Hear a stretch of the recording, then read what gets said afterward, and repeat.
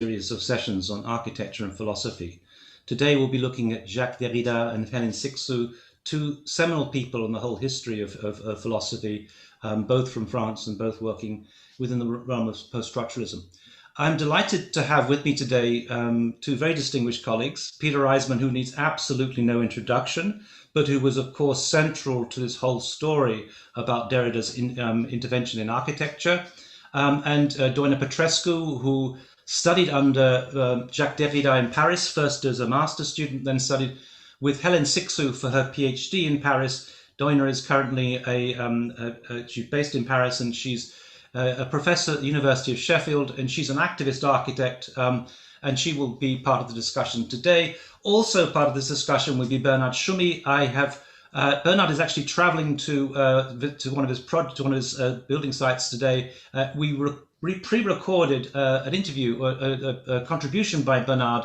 Bernard will be listening in and also contributing and making a response, which we will talk about next week. But this is the most exciting, I think, of what has been a very exciting series. The idea behind this is to open up these debates and create a repository of knowledge for everyone around the world, regardless of where they are, and available for free. Everything will be uploaded onto our website, as indeed have been the previous sessions. I should just say that this is the second part of a series that was initiated in the summer, in June of this year, by Philip Yuan and myself. Philip Yuan hosted the first part, of which there were several series, one of which was architecture and philosophy. We had lectures from Slavoj Žižek, from Sampapia, from Erin Manning, and so on, all of which have been uploaded onto our site. And this is the site where it is uploaded. And each session subsequent to this will be uploaded to that same site. So this is intended as a repository for students around the world forever. And I think it's important to have a record of many of these things. Several of the students, several of the figures that we looked at, there are very few recordings of them online, and we want to try and create something that is in an age of the podcast that is there for everyone for the future. So just to briefly, before we start today, I wanted to mention a few things about the rest of the series. Next week, we're going to be starting at a slightly unusual time because Helen Frischot is our guest for the session on Gilles Deleuze. Helen is based in Melbourne, Australia, so we'll be starting starting a little earlier. In fact, in China, it'll be on the 21st at 9 o'clock in the morning. But for the rest of us in the States, it's going to be on the 20th of November, on the Saturday, at 8 o'clock EST or 5 o'clock PM on the West Coast. Then for the next session, 28th of November, we had hoped to have a session on Luce Rigore. That hasn't been able to work that out. Hopefully we'll hold that in the future. But I'm delighted to have Patrick Schumacher joining us to do a session on Nicholas Lerman. Patrick, as many of you will know, studied philosophy before he studied architecture. So he is one of the very unusual creatures who has both a background in architecture and philosophy. Then we move on to Judith Butler, and I can confirm that Amelia Jones will be joining us. Amelia Jones is a big name within the world of art theory, along with Helen Runting, who is based in Sweden. And then for the final session of the series, we have a session on Gilbert Simondon with André Radman and Stavros from TU Delft, and then Marissa Bell-Marat and Victoria Luisi-Barbo, two of the emerging young voices, young female voices, powerful voices in the world of theory. And that will be a wonderful session to finish off the whole series. So, Jacques Derrida. Let me say just a few words of introduction about Derrida. Derrida was born in 1930 in Algeria. He comes from a Jewish family. He moved to Paris to study and became a very central figure in the world of Parisian intellectual circles as a professor of philosophy in Paris.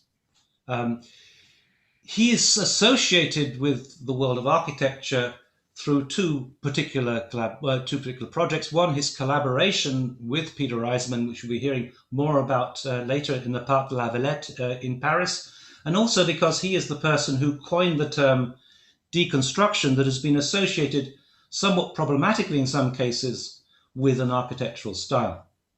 Broadly speaking, and I'll mention deconstruction in more detail in a moment, Broadly speaking, deconstruction in philosophy is a project which seeks to expose the paradoxes and value-laden hierarchies that exist within the discourse of Western metaphysics. In opposition to structuralism, it stresses the deferral, the play and slippage of meaning that is always at work in the process of signification. And although it dismantles concepts, deconstructions linked with architecture are clearly only metaphorical. Nonetheless, I believe that the term can be used in a very productive way to interrogate the ideas and the thinking behind architecture, rather than necessarily the forms themselves. We're also going to be mentioning Hélène Cixous. Hélène Cixous it comes from a very similar background to Derrida. She also comes from Algeria. She also is also from a Jewish family. She also moved to Paris, and she also became a professor in Paris. She was born in 1937. That's 7 years after Derrida, and she's still working. Cixous is a versatile French writer and critic who has worked in a variety of areas: fiction, theatre, and theoretical writing, in a style frequently transgressive of genre.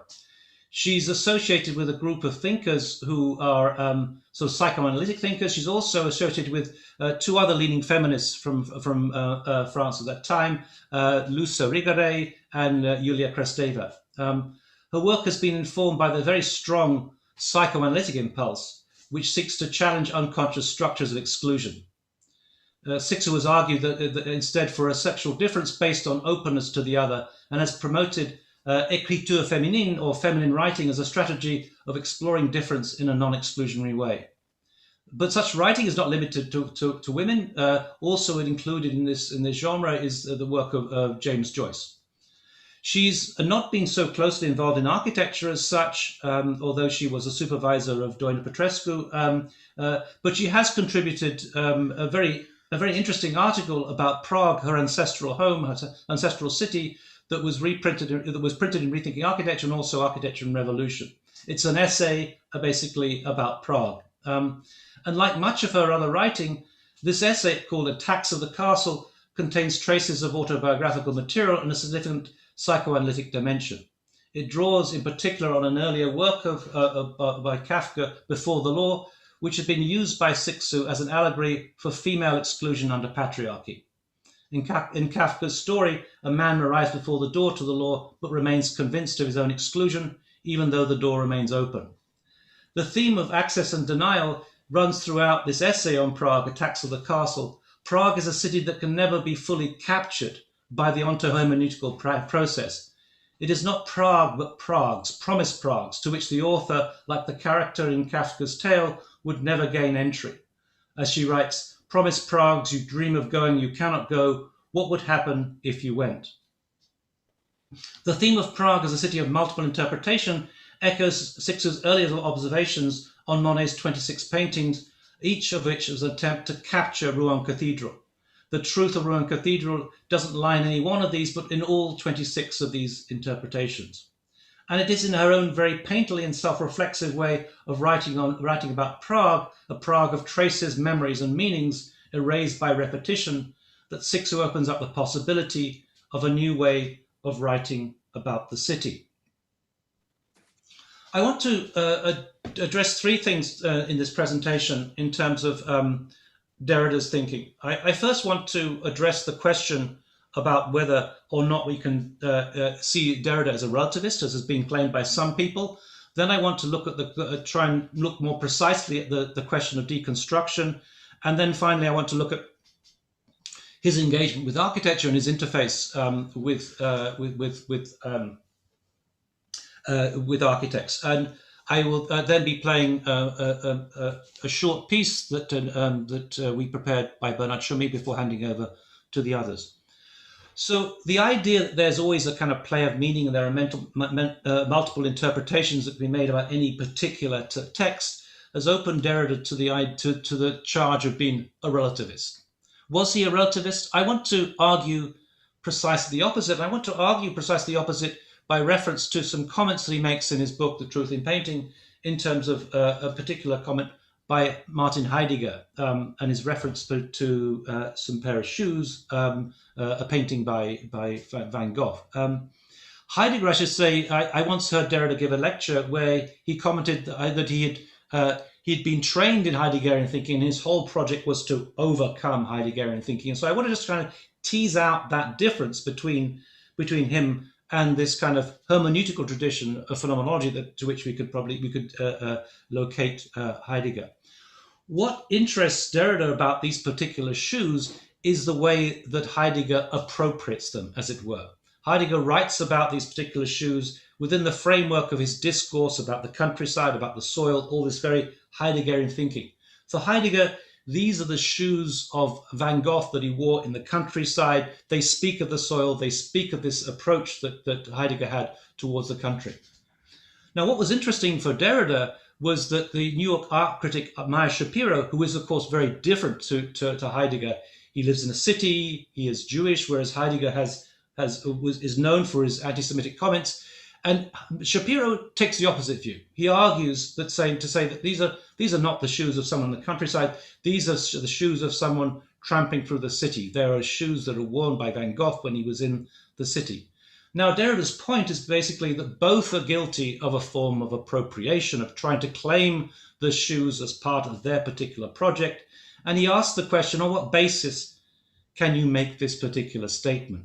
And I think that's the important point here, is that, say, rather than seeing that Derrida is a relativist by saying that anything can mean anything, Derrida is always very careful and precise to question the basis of any particular subject, to problematize it, to call into question everything that has been stated. And that, to my mind, lies at the heart of his inquiry, that is really interrogating the text and asking questions. And for him, really, theory is a form of problematization, a form of questioning things. There's often no way out of the problem, but at least if you're aware of a problem as being a problem, it becomes a different kind of problem, one with which you can begin to deal. Now, what I would stress here, therefore, there's a difference between this, let's say, Heideggerian approach, which, as it were, collapses the subject into the object as though you are one with culture and you can discern and understand and divine the secrets of culture, and the kind of post-structuralist approach, which is always questioning the way in which we relate to things and asking that question, on what basis can we say anything about anything else. So to my mind, far from being a relativist, one could perhaps accuse that hermeneutical tradition of being the more relativistic. Now, turning to the question of deconstruction, what does Derrida mean by deconstruction? Let me point out, first of all, stress that it is simply an architectural metaphor. He's not talking about form in any way. Architects tend to read form into every civil term when they see it, and to think that these are references to architectural form, but they're not. He's basically looking at the way in which culture has been constructed. Now, what do you mean by culture being constructed? The idea is basically that we are being, to some extent, we are being conditioned by our culture, in some senses brainwashed, to think in a certain sort of way. Now, I'm showing you here a picture of rainbow, in fact, two rainbows. And if you think about the concept of the rainbow, what is interesting, if you were to ask anybody, from any school kid from any country in the world, how many colors there are in a rainbow, they would all say 7. Red, orange, yellow, blue, indigo, violet. But the point is that there are an infinite number of colors in the rainbow. And it's the fact that we've been conditioned to think that there are 7 colors shows how culture has been constructed. And of course, this applies to architecture too. Our understanding of architecture has been constructed. For example, the term functionalism, we would often imagine from our architectural training that functionalism probably refers to a building with pilotti and a flat roof. Anybody who's lived in the UK, as Peter has when he was studying at Cambridge, or as Doina has in teaching at the University of Sheffield, will know that it rains a lot in the UK, and there's a flat roof certainly is not functional. So for Derrida, the idea of deconstruction is not about demolishing anything to do with form. It's about challenging those constructed understandings of how we understand the world and removing those biases, we could see it in some senses, the privileged hierarchies, the way in which we would tend to privilege one term in a binary opposition over another, male over female, practice over theory, and so on, and to dismantle those things, to remove them. So in a sense, it is an architectural metaphor. It's a metaphor in the sense that he wants to get to the point where he can build a solid foundation, to build from a solid foundation, trying to get beyond all those constructed understandings of the world. Of course, we will never escape, but as I say, it's a question of being aware that they are there in the first place. The term deconstruction, of course, has been used and abused by many people since. Derrida was very precise how he used the term.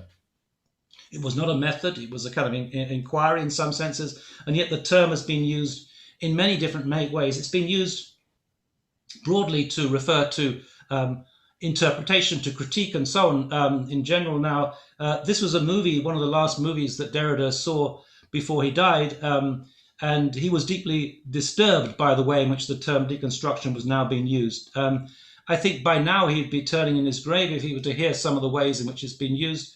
I once heard the Olympic triple jump commentator, the hop, skip, and jump, referring to a jump and saying, let's deconstruct this jump. But at the same time, we have to acknowledge that language itself is dynamic and you can't simply correct it. You can't go back to etymological origins of things. And as Wittgenstein would say, the meaning of a word is how it's been used. And clearly there is a different way in which the term deconstruction is used today.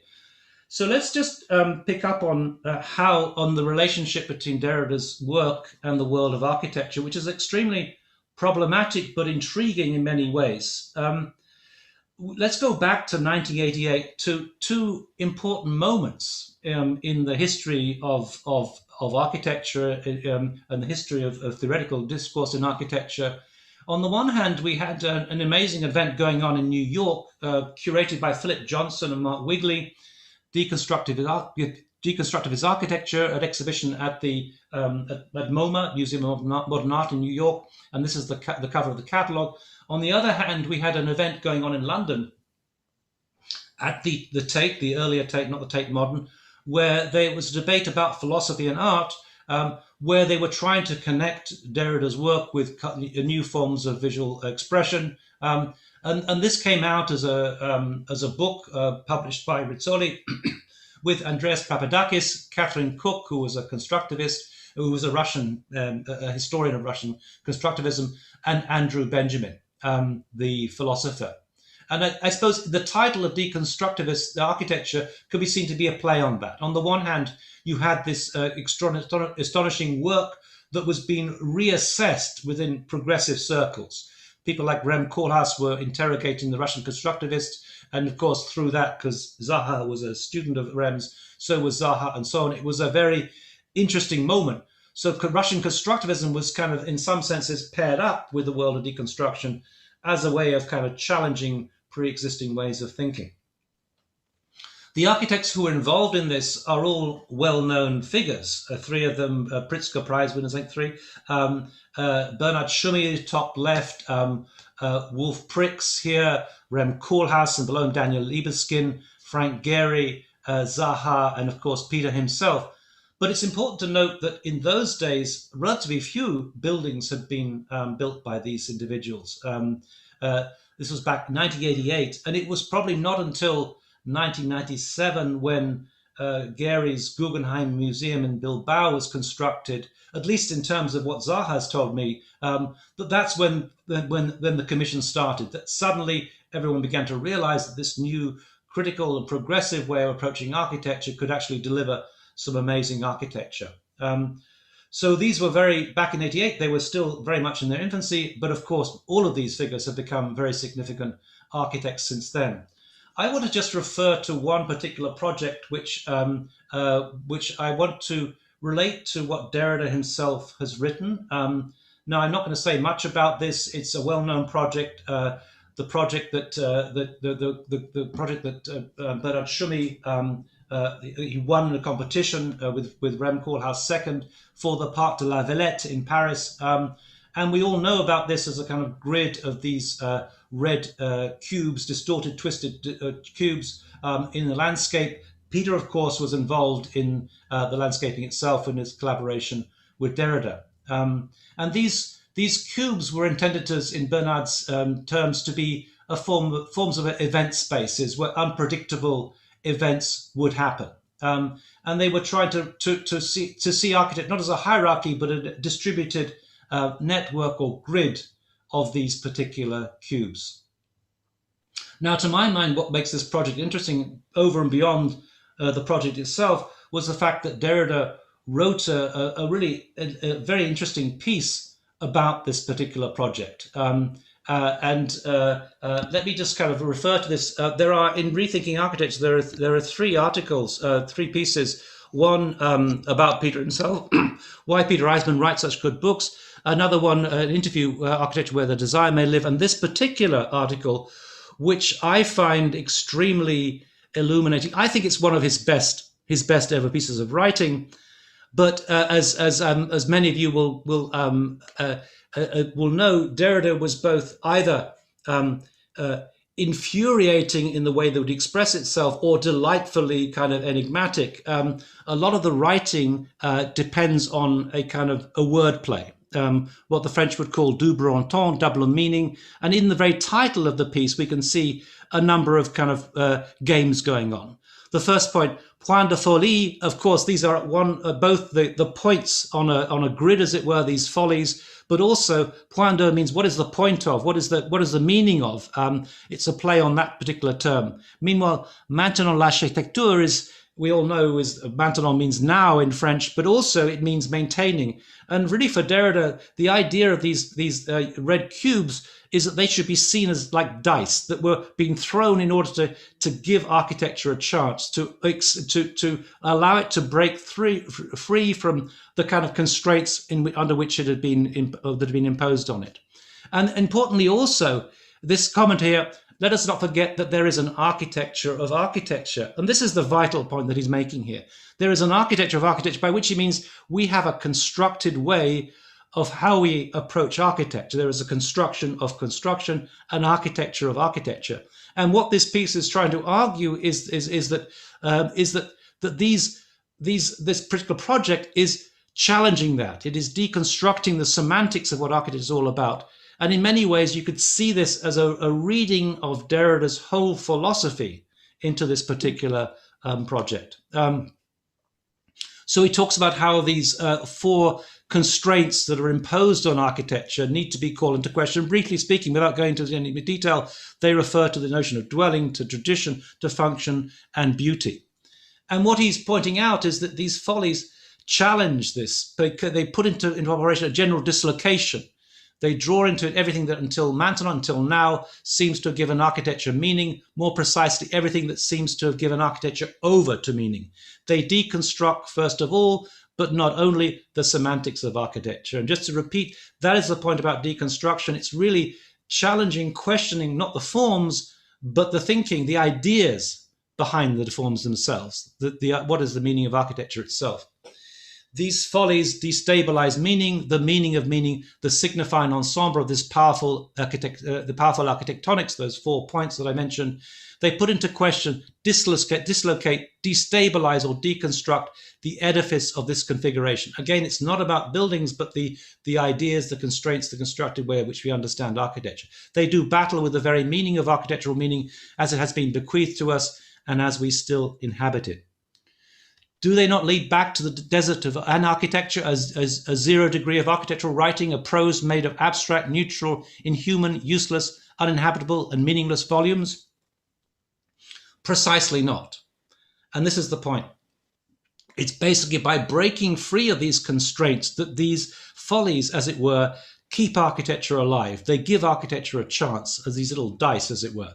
The follies affirm and engage their affirmation beyond this ultimately annihilating, secretly nihilistic repetition of metaphysical architecture. They enter into the maintenant, the maintaining, the now, the maintaining of architecture, which I speak. They maintain, renew, and reinscribe architecture.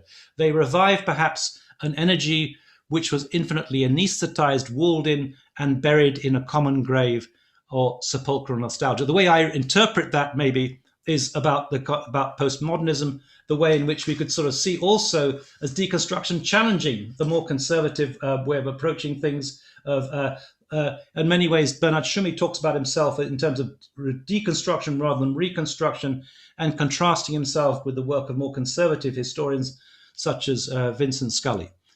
Neither architecture nor an architecture, trans-architecture.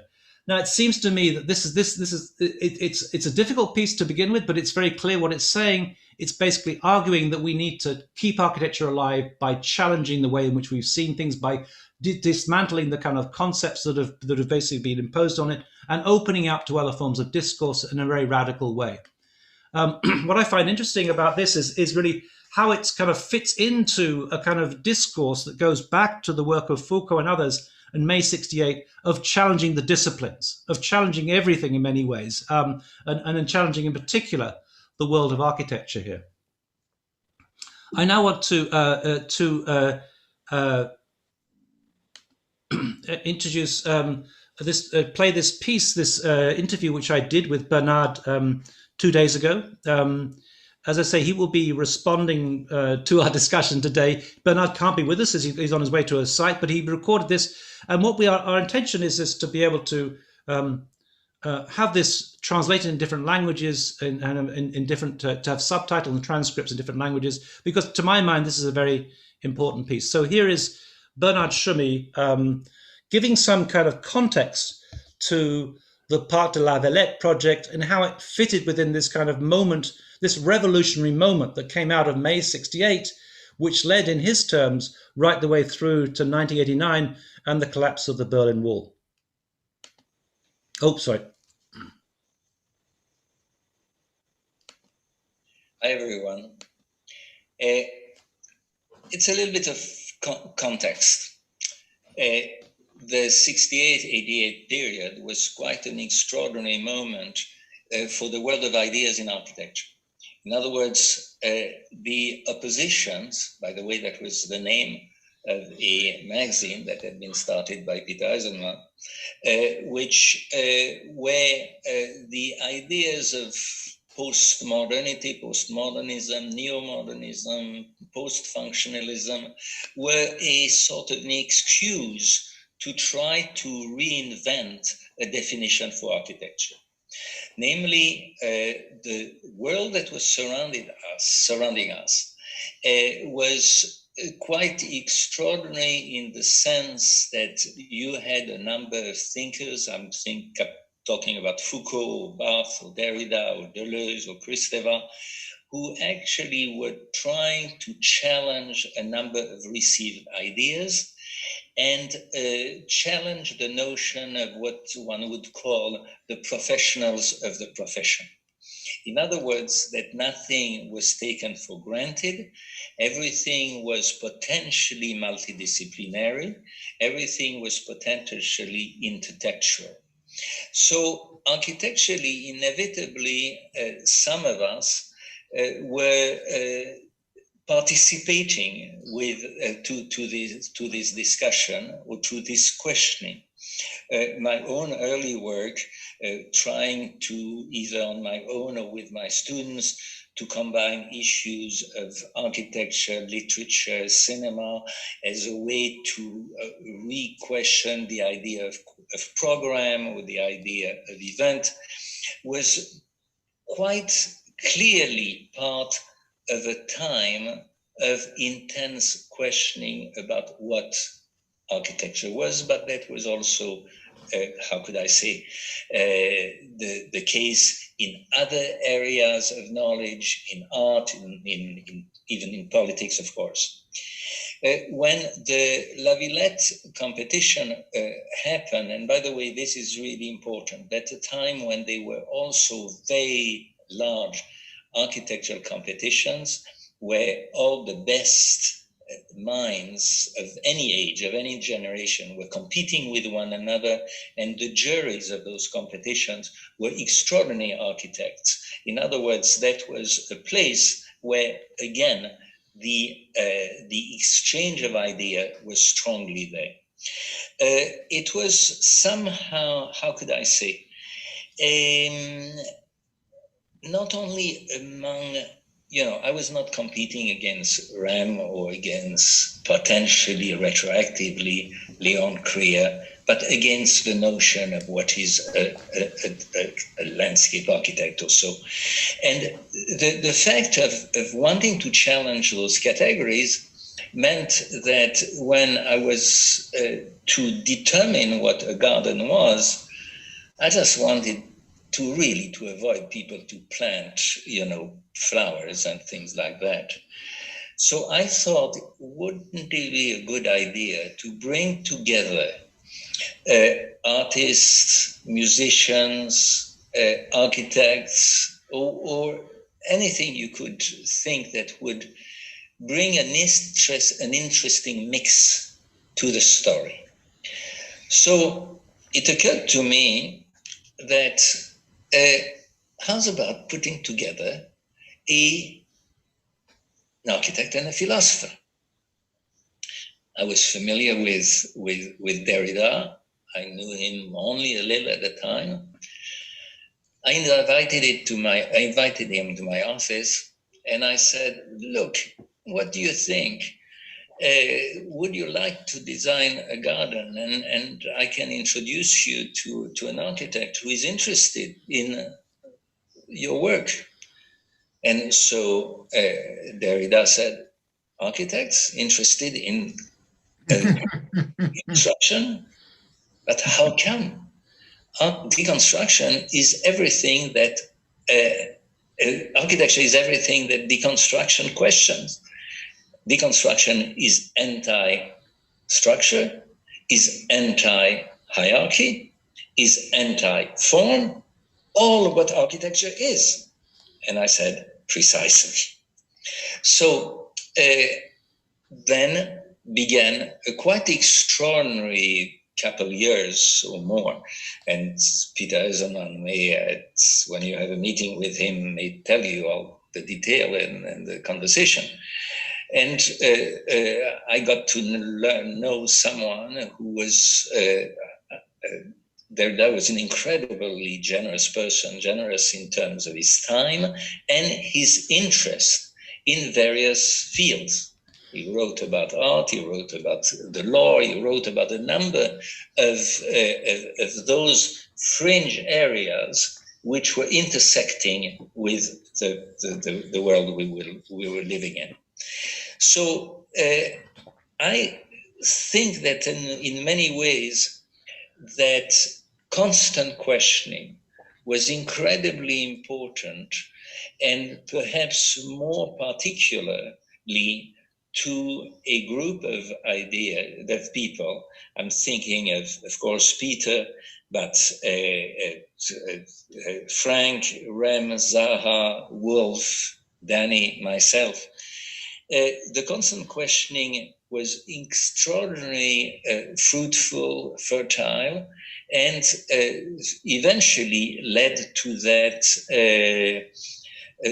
not to be dismissed, but actually very profound exhibition that took place at the Museum of Modern Art in 1988, which was the Deconstructive Exhibition. It was easy to make fun of the title. In reality, it was a play on words, which somehow was encapsulating all the strength and some of the weakness of the era.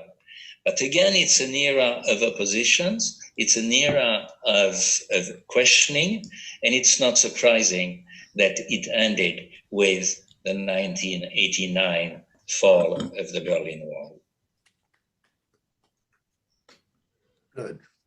I think that was a terrific piece by Bernard, which I mean, and to my mind, this is why these sessions are so important, is to reactivate some of that kind of revolutionary, challenging kind of way of thinking that was going on then. And to my mind, this was so important for me personally. I studied architecture in the 1980s, and I was faced with all this postmodernism. I'd signed up for Jorn Utzon, for that kind of thing. And it was so, at the same time, to see this exhibition coming out and to see this kind of ideas was such I think, a way of revitalizing architecture. This brings us on to the collaboration between Peter Eisenman and Jacques Derrida.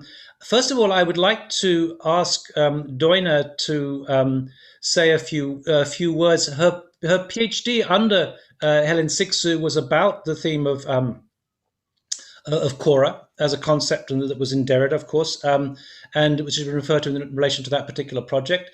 So I'll invite Doina, and then afterwards I want to bring in Peter Eisenman to comment on this debate. So Doina, would you like to share your screen?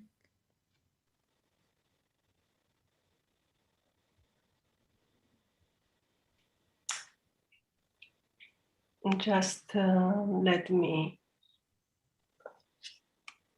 find this. Okay. So, well, I entitled this small intervention. Can you hear me well? Yes. Okay? Yes. Cora, Derrida, Cixous, me and others, because as you mentioned, I mean, you have asked me to tell a story about these, two very important figures in philosophy from my own experience. And I have tried to find something that unites me with them, but also with other, important guests at this session, and this was the figure of Cora, and this has been already mentioned, I think. But let's start with me, because 20 years ago I was doing a master with Alain Cixous, and have studied in parallel philosophy with Jacques Derrida. And it's Derrida that introduced the concept of Cora in his courses, which is, as we know, at the core of this unique and very important encounter, I think, in the history of architecture between Derrida, Peter Eisenman, and Bernard Tschumi. And somehow, I have looked also a little bit, or this was a starting point for me in my master at the time, because it was this encounter between the philosopher of deconstruction and some of the most well-known and admired architects that have embraced deconstruction, not in a literal way, as many have done it, but by understanding deeply what was at stake in this radical way of rethinking theory. And I think both you and Bernard Tschumi mentioned this. I mean, you Neil. So Cora helped me somehow to understand the notion of place, and this became quite important in my master. And this has been taken by Derrida from one of Plato's dialogues, Timaeus, where Cora names the place of origin. It is the origin of the world. He described the genesis of the world. And it kind of puts forward a different concept of place, which Derrida wanted to be rescued and recirculated within contemporary thinking. And this attitude of excavation and critical reinterpretation, it's at the very core of the deconstruction project, as you have mentioned. So Cora is not in line, with this very productive Aristotelian, Cartesian notion of space, the space which is measurable, space as extensio, which operated for centuries in metaphysics, but also in architecture. And I think this notion of space has been embraced by modern architecture. And Derrida wanted this other notion of space to be somehow rediscovered, because it was buried and somehow never flourished in modern philosophy. So he proposed the concept of Cora for the garden project in La Villette that Bernard mentioned. which was this invited commission. I think Peter knows, of course, all the details about this in the mid 90s. And I have just to say that in the 80s and in the 90s, it was quite normal to have this type of collaborations. It was a moment when not only the theory, but also the practice of architecture were directly influenced by philosophy. And there are magazines like Assemblage or conferences and publication series like Any that are testifying this. However, I think Derrida was probably one of the very few philosophers that have worked directly with an architect on a commission project.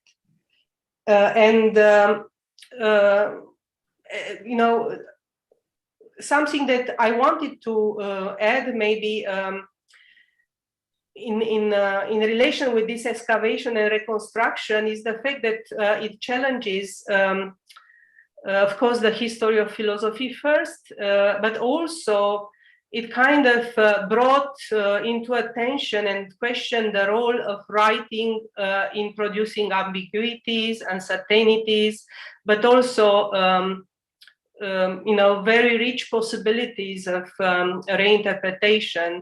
And writing somehow was this territory that was shared in an indeterminate way between philosophy, literature, science, and theory of all kinds.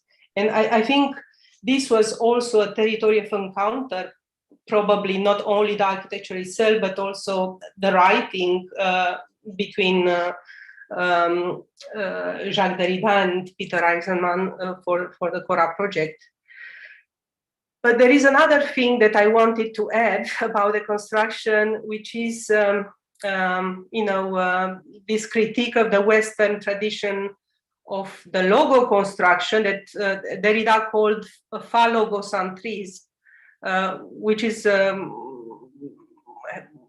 has this strong patriarchal and also Judeo-Christian, but also a colonial basis, I would say.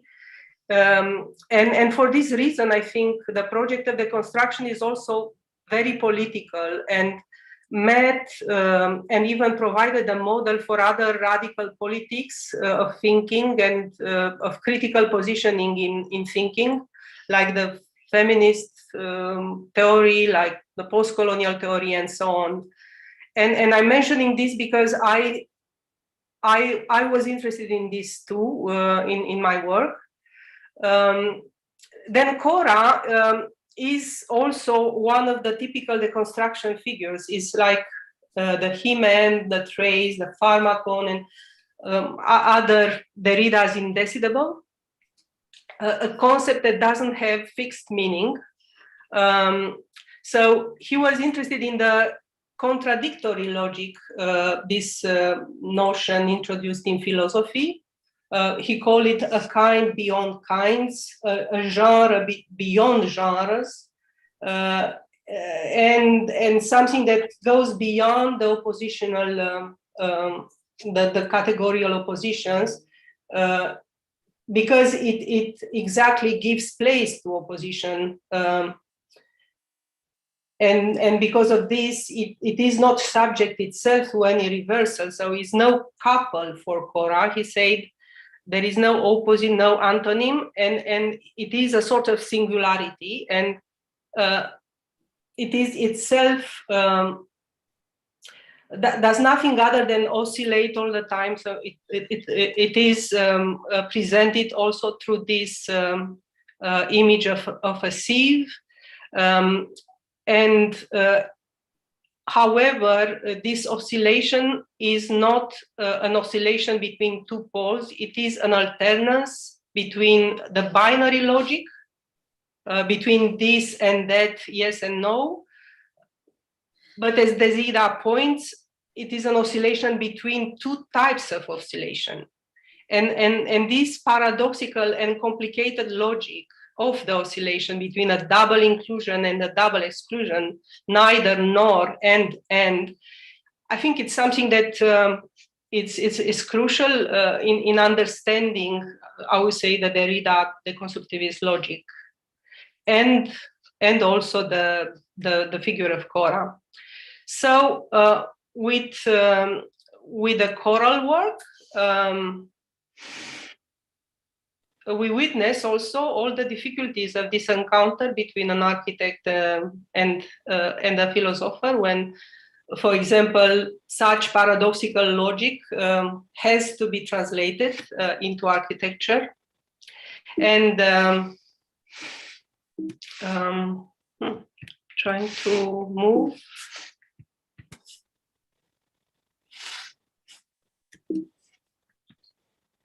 This is a drawing that I think is well known, a famous amateuristic drawing of a sieve, but maybe of a lyre, that generated somehow the project. And it was at the end, I think, quite disappointing as a sort of architectural production of Derrida. But the challenges with this way of doing architecture mirror also perhaps the challenges that encountered by architects doing philosophy. And I would speak also for myself, and I know how difficult it was to be an architect doing philosophy studies and not having the, let's say, the background, being a little bit amateuristic myself in the field of architecture. However, I would say that this collaboration between Derrida and Eisenman, from my point of view, ignore somehow the political dimension of Derrida's concept and his proposal in a similar way somehow with how his philosophy, I think, is most of the time ignored for its political dimension. So with Cora, I think Derrida suggested at the time to interpret the indeterminacy of Cora and its quality of a receptacle through the possibility of facilitating the creation of a project through a sort of public writing or mark making, or even of moving of small components around the site. Peter might remember this. He brought this idea of having people continually making and reconstructing the garden in a way that prevents accomplishment. This is a quote from their exchange. I think something should either be missing or something which should not only prevent you from totalizing, but also motivate an infinite desire to start again.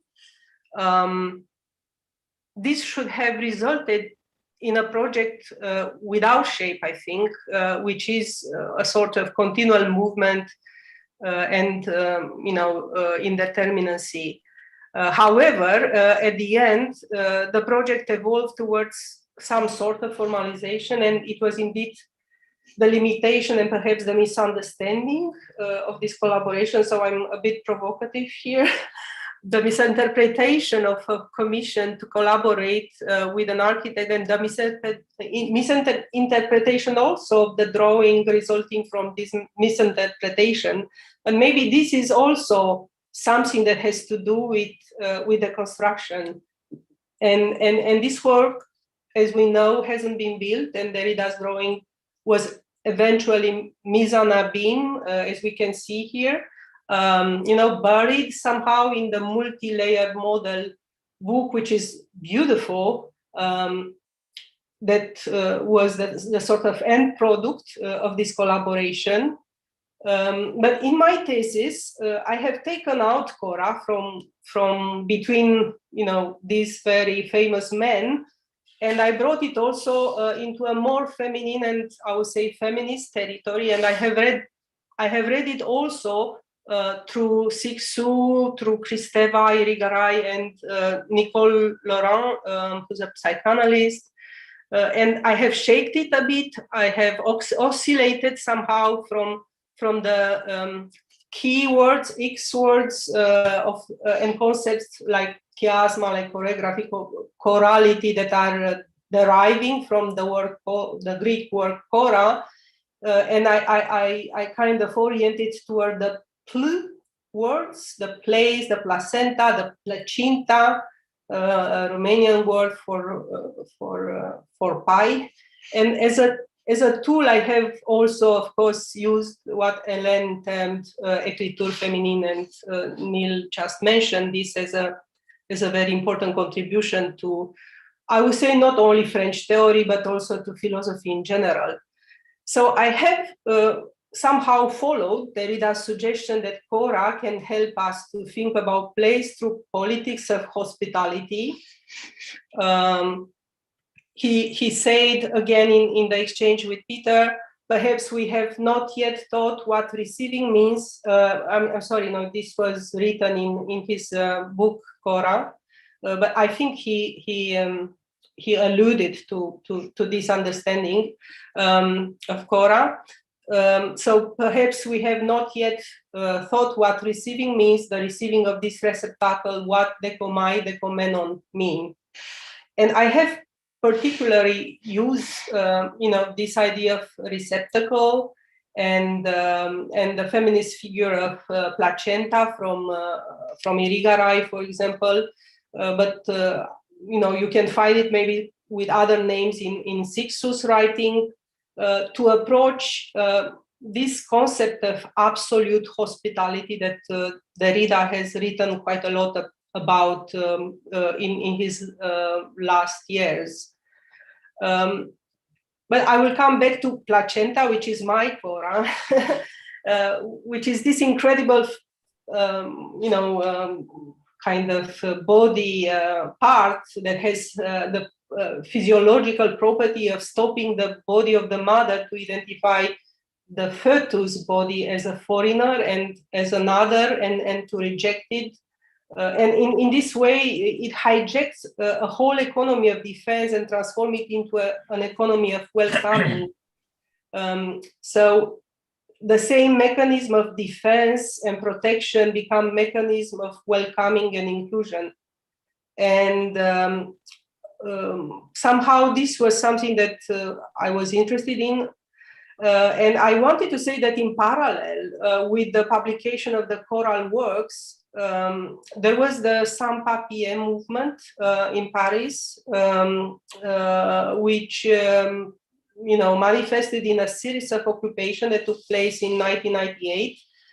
And this was at the same time a sort of coming out of the post-colonial condition and the unsolved problem of migration, which was very acute in France at the time. So these Sampapia were undocumented migrants that occupied first the church and then after the forced expulsion, few other places in the city. And both Hélène Cixous and Derrida were engaged in supporting this movement.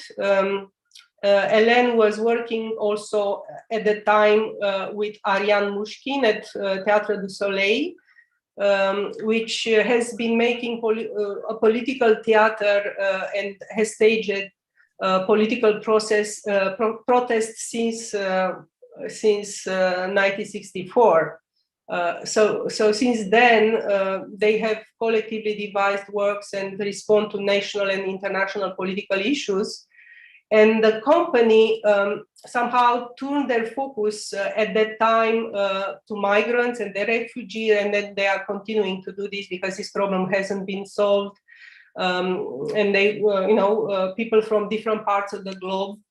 And they also staged the contradiction, these guys face when attempting to seek asylum in Western democratic nations. And this is, of course, again, a very contemporary and urgent problem. So at that time, the theater opened up its doors to host the Sampapia for some time. And over the years, Hélène has written many political and poetical theater texts, and I think she understood theater and her close relation with Ariane Mouchkine as a sort of outreach hand and the space of manifestation of her écriture féminine as a sort of radically hospitable writing. So another place occupied by the Sampapia was one of the sheds of the railway company on Rue Pajol, which was in my neighborhood. And I was writing my PhD at the time, so this was after the master dissertation, which was focused on Cora. The PhD was on the topic of donner lieu, taking place, feminine practices of space. And here I have really focused on hospitality and gift, yeah, taking and giving in the kind of understanding of the idea of place. After a few years, together with friends and students, we have occupied this same place on Rue Pajol that was occupied before by the Sampapia, and this time it was with inhabitants from the neighborhood. And we have also created later on a coral garden out of urban trash that was collected in the neighborhood. So here all the elements were provisional and temporary, and they were welcoming somehow anyone in changing the shape according to their own desire. So this garden, it is a place like the Cora, which is less formally identifiable as a sieve or as a lyre, but is indeed working as a placenta, staging somehow our politics of hospitality. And this is because the shape is not imposed. It's resulting from the contribution of everyone and from the size of the palette in this case. But also, it's dismantleable. It's light design and is temporary. Also, it is in continual making. So everyone who wanted the plot had to build it, people are somehow, as Derrida wished for his choral work with Eisenman and Tschumi, people are continually making and reconstructing the garden in a way that prevents accomplishment, but also motivates this infinite desire to start again. And maybe it is also a form of choral écriture féminine for me. In the following years, I have handed in my thesis, but also I went to Senegal with my students to work with Madjiguène Cissé, who was the spokesperson for Sampapia. And at the time, she refused the identity papers proposed by the French state after this series of occupations, and because she considered that this was a sort of conditional hospitality. So she went back to Senegal, where she set up a network of women organizations working on sustainable development and setting up self-organized projects. And I went with students and helped them with one of their projects, and also some of the students design also a theater, a street theater for them, which was made of urban trash again, was using local skills, and also was a movable device in a similar manner as this palace garden. So the story is that the palace garden that has been installed in this way and grew organically along the desire of everyone, and was welcoming, had to be dismantled and relocated somewhere else. And it was possible, and then relocated by the users themselves at the moment when the space was not available anymore. And this goes, there are two more relocations since that moment. So somehow, this is the last slide for me. to kind of celebrate somehow my own choral work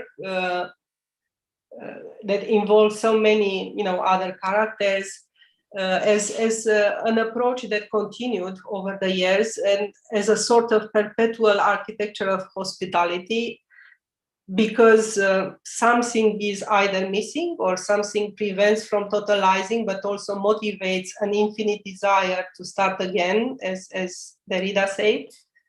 A sort of architecture between philosophy, écriture féminine, politics, and life. Thank you. Thank you, Doina. That was exquisite, and it's wonderful to see how not only how politicized Derrida and Cixous were, but also how that tradition has been continued. I know that Peter is planning a seminar to rethink or to revisit some of these questions in Yale, and it seems to me that we're in the context of Black Lives Matter and so on. We have already this kind of fertile ground in which some of these debates were being proposed many years ago. I would like to hand over to Peter now to allow him the chance to reflect on these ideas. One thing I would say, Peter, is it does seem to me that if the question is what has Derrida got to contribute to architecture, and Cixous too, and how are they still relevant today? It seems to me absolutely. It's so wonderful to see that work, Doina. Thank you so much, and thank you for your insights into what was going on in Paris so many years ago, studying with Derrida and Cixous. Peter. Well, I don't have any images. I could use Doina's images or her talk as a kind of lead-in, because what she may not know, or many people may not know, the whole question of something missing was very much on our minds when we were, or at least my mind, because I had done a project of folies, let's say, of red cubes for Contradictory in the summer of '78. And I was insistent that our project was the missing beginning of Bernard's project, and we were going to be the conclusion of Bernard's project. So what you will see in our Choral Works project is the Contradictory project that we did in '78. The Bernard Schumi project is in there, and then the Jacques Derrida and Peter Eisenman project. So I want to follow Doina, because she may not know that the idea of the missing or the missing origin, let's say, of both projects were sort of encapsulated in our project. I want to start, because there's so many things to speak of, I want to talk about the human side of Jacques Derrida. And I want to give two instances where someone who seems to be a radical person, and I'm not saying he's a relativist, but showed a certain kind of bourgeois quality, which all of us have and may be trying to avoid. And when we were working on the project, and by the way, Jacques' drawing, which Doina nicely showed, it had a double meaning, because it wasn't just a lyre, L-Y-R-E, it was a liar, L-I-A-R, and the implications of the liar not telling the truth was certainly part of the discourse that we were talking about.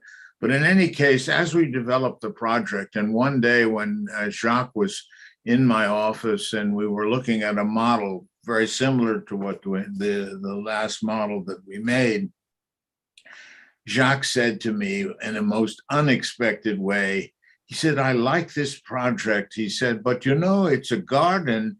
He said, "Where are the trees?" And I couldn't believe that he would say, where are the trees? Because the whole idea was a garden without trees. But for him, a garden had to be trees. And I looked at Jacques and I said, Jacques, where are the trees in your writing? And of course, there are no trees in his writing. It's tough, difficult, etc. There are no places to get out of the sunlight. And so this was a very important moment for me in the relation. The second was, again, when he revealed a certain middle class background, can't avoid. He had invited me to have a coffee at Dumago. It was in January.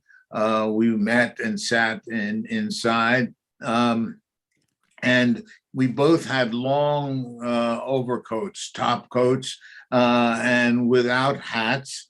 And he silver hair and my white hair. We looked almost like twins. And we left the Dumago and went to the bookstore on the corner where many of his books were, and he showed me a late book, and he said, here, I buy this for you, which was really very nice. And then we said, let's stroll for a while, just in the kind of French way. And so he was standing to my left, and he grabbed my left arm, and we walked side by side, the pair of us. When a young Frenchman, he couldn't have been more than 21 or 22, came running up and said, Monsieur, Monsieur, Monsieur, like this. And we stopped, and he stopped in front of us. And Jacques said, oui, instinctively. And the young Frenchman said, no, him. And it was a moment again where of reflection between the fact that who Jacques was and who I was, and how he would assume that the young man, obviously in Paris, would may be him. The thing I want to say is that I never really thought that architecture and deconstruction were something that were symbiotic. I think that I had read of grammatology. I had read Gayatri Spivak's introduction, which I thought was really brilliant, and I think it's the first 75 pages of grammatology, which I think is important. And after that, it's a little beyond me. I never finished beyond that. I would do Gayatri and then 75 pages of grammatology. But what interested me, there were two things that interested me about deconstruction that are different than Foucault, who's not a decon necessarily person, different than Deleuze, etc. One was the idea that there could be free-floating signifiers, that there was no one-to-one relationship between the thing and the sign of the thing. And of course, to me, architecture is a sign language. It is a second language, by the way. It is not a primary language. Nobody studies architecture as they study art and language and science in school. And I've always felt the idea that it was a second language is important. And the second thing that was important, the idea of the undecidable. And what's interesting is that I have a drawing of a book cover by Le Corbusier, which the title of the book was Indicible, undecidable. And I've always was taken by the idea of a philosophy of the undecidable. And of course, it is characterized by the term différance, which was important for Derrida, and the idea of deferral, a time thing, and difference, a meaning thing, so that the whole idea of difference as an undecidable condition was also important to me. Where did that take me? First of all, one should know also that aside from Bernard and myself, everybody else was really down on the idea of deconstruction in that exhibition, and to this day don't want to acknowledge the fact that I think the exhibition finished the kind of kitsch postmodernism that Charles Jacques and others were purveying in the US and English-speaking market. Deconstruction was not deconstructivist, but something very important, which Mark Wigley was constrained by MoMA and their necessary playing to a middle-class audience to try and sanitize the term. And I think that what is interesting, despite that sanitizing, I think that the show, the '88 show, killed what I would call kitsch postmodernism, and we didn't hear much about postmodernism after that. I want to say that for me, after my experience with Jacques and after I had worked with, to me, three mentors. One was Colin Rowe early on at Cambridge, England. The second was Manfredo Tafuri and Theories and History of Architecture. And the third was Jacques Derrida.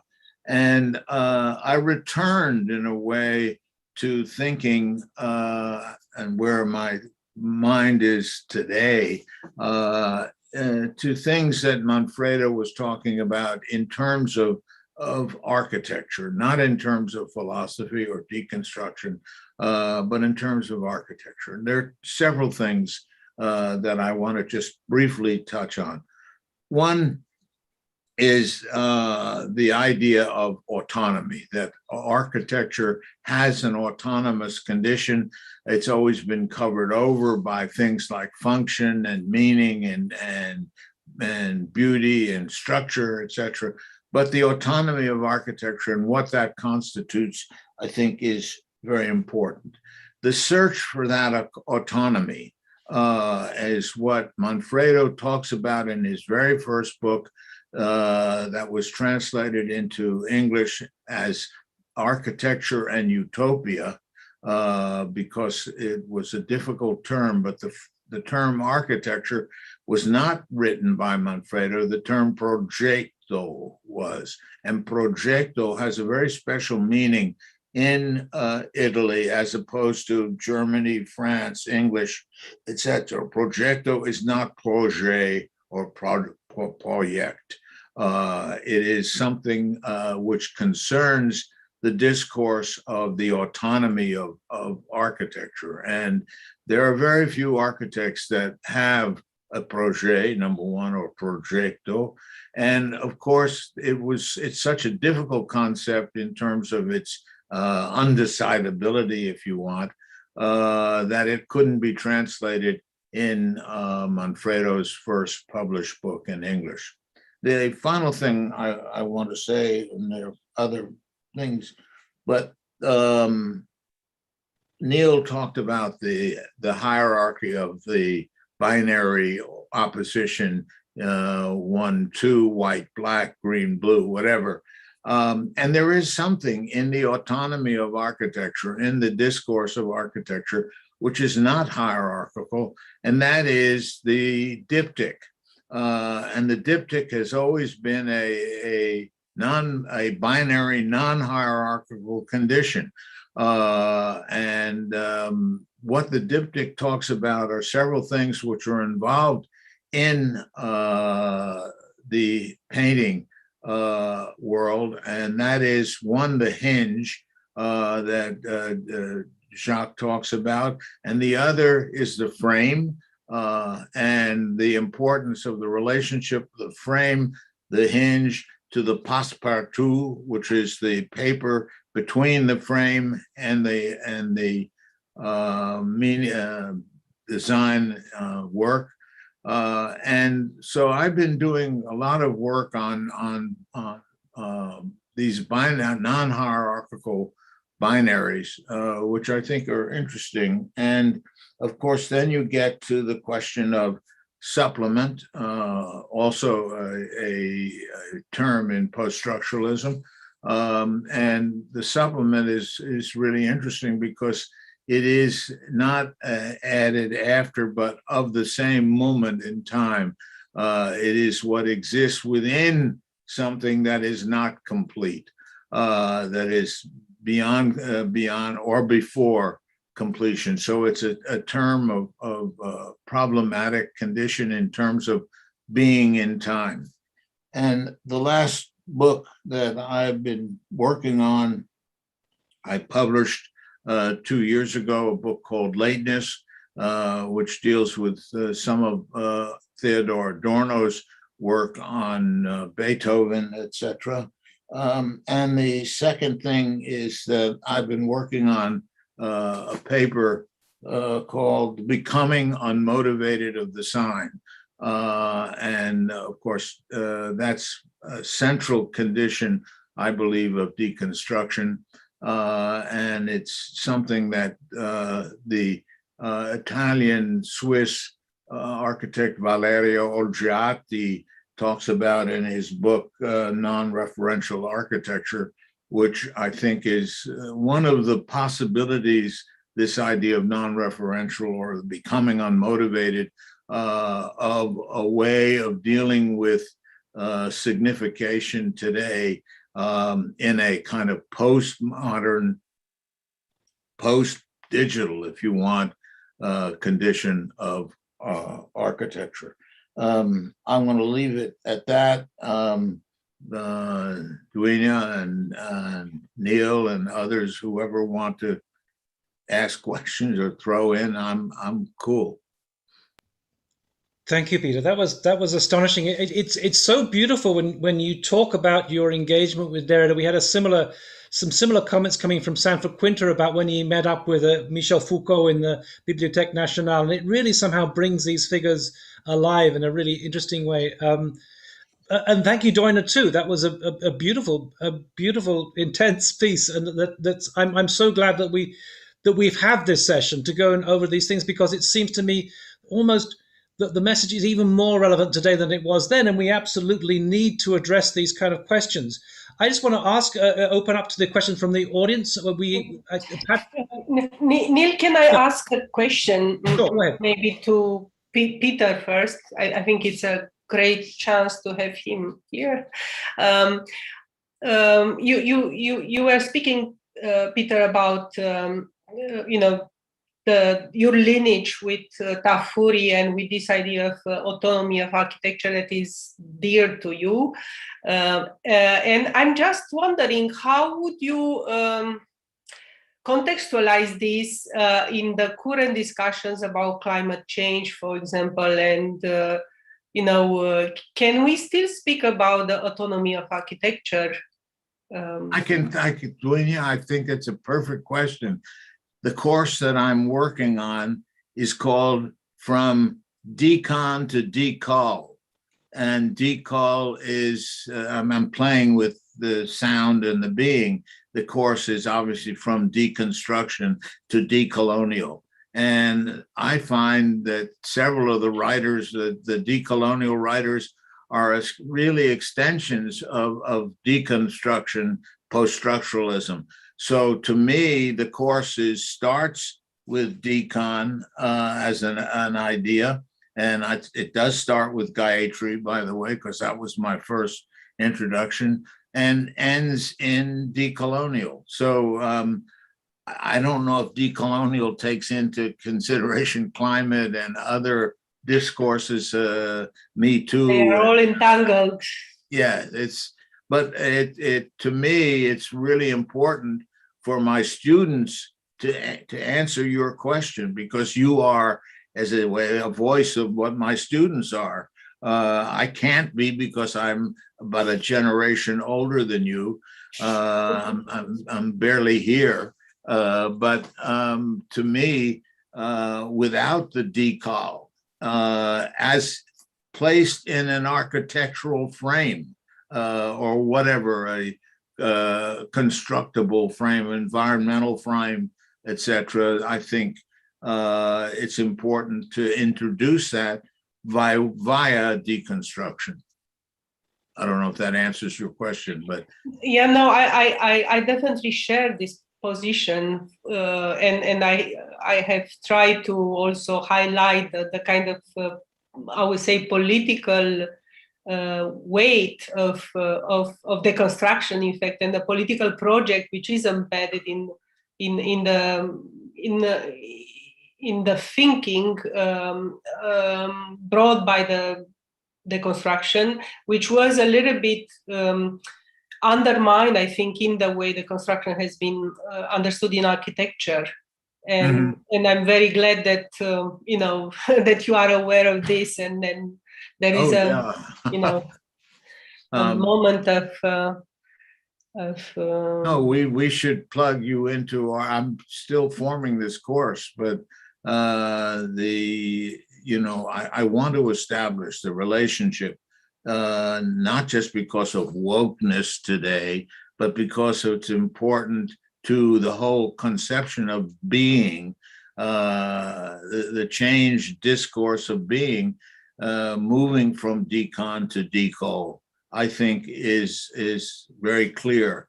And I'm hoping I'm part of something that will take your question as a matter of course in this seminar. So we'll see.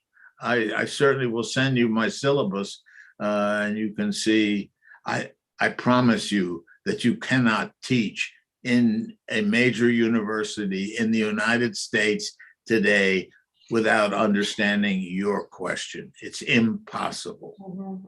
I wish this is for every university in the world today. Well, it's certainly, I've never been for every university in the world, so I know, but there is a wish, as I said. It's probably not the case, but we should fight for it. Peter, I mean, I would love to be able to be instrumental in helping to maybe live stream some of these talks so everyone else can share these thoughts you have. I'm cool, Neil. Just if you think it's worthwhile, we do it. Absolutely, absolutely. We could get the whole Digital Futures team together to make that happen, and to do this in Chinese and in Bilibili and on YouTube as well. And it would be such a treasure for students who don't have access to these ideas. And this is one of the key things, is we want to get beyond these boundaries that have been established to do not only with race and gender and ethnicity and creed, but also financially. With architecture. Absolutely, absolutely. We have a number of people in the Patrick is here in the chat. I'm just wondering, I don't want to put you on the spot, Patrick, but it'd be might interesting to see how, from your perspective or the perspective of the Zaha office and Zaha, how you might reflect on the importance of this moment, shall we say, back in 1988, when all these things came together and triggered off this response. I don't know if Patrick's there too. Well, thanks for having me. And very briefly, I mean, I actually saw Peter speaking at the 1988 Tate Deconstructivism Symposium, which was anticipating the MoMA show, and that's where I first met Zaha as well. So it's very vivid in my memory. Peter was speaking, Bernard was speaking, Zaha was speaking, a few others, of course, Vicky was there, and so I thought there was a kind of interesting sparring between Peter and Charles, Charles Jenks, who referred to as Prince Charles very memorably. And I perceived it as well that this is a finishing off of postmodernism in many ways, but at the same time, for me, it was always a continuation of aspects of postmodernism. There were this, in a sense, deconstructing, distilling out the search of complexity, layering, collage that response to the complexity of the new life processes, as it were, but which came in the form of these, let's say, cliches and motifs which were in a pop and kitsch fashion assembled. So I think it was very important to, and I was reading Charles Jenks's the language of postmodern architecture, and there are certain sections, for instance, the concept of postmodern space, which I think is a concept which would apply equally to deconstructivism. So it's a very important moment. And I was thrilled to witness that, and I applied to work with Zaha right after the symposium.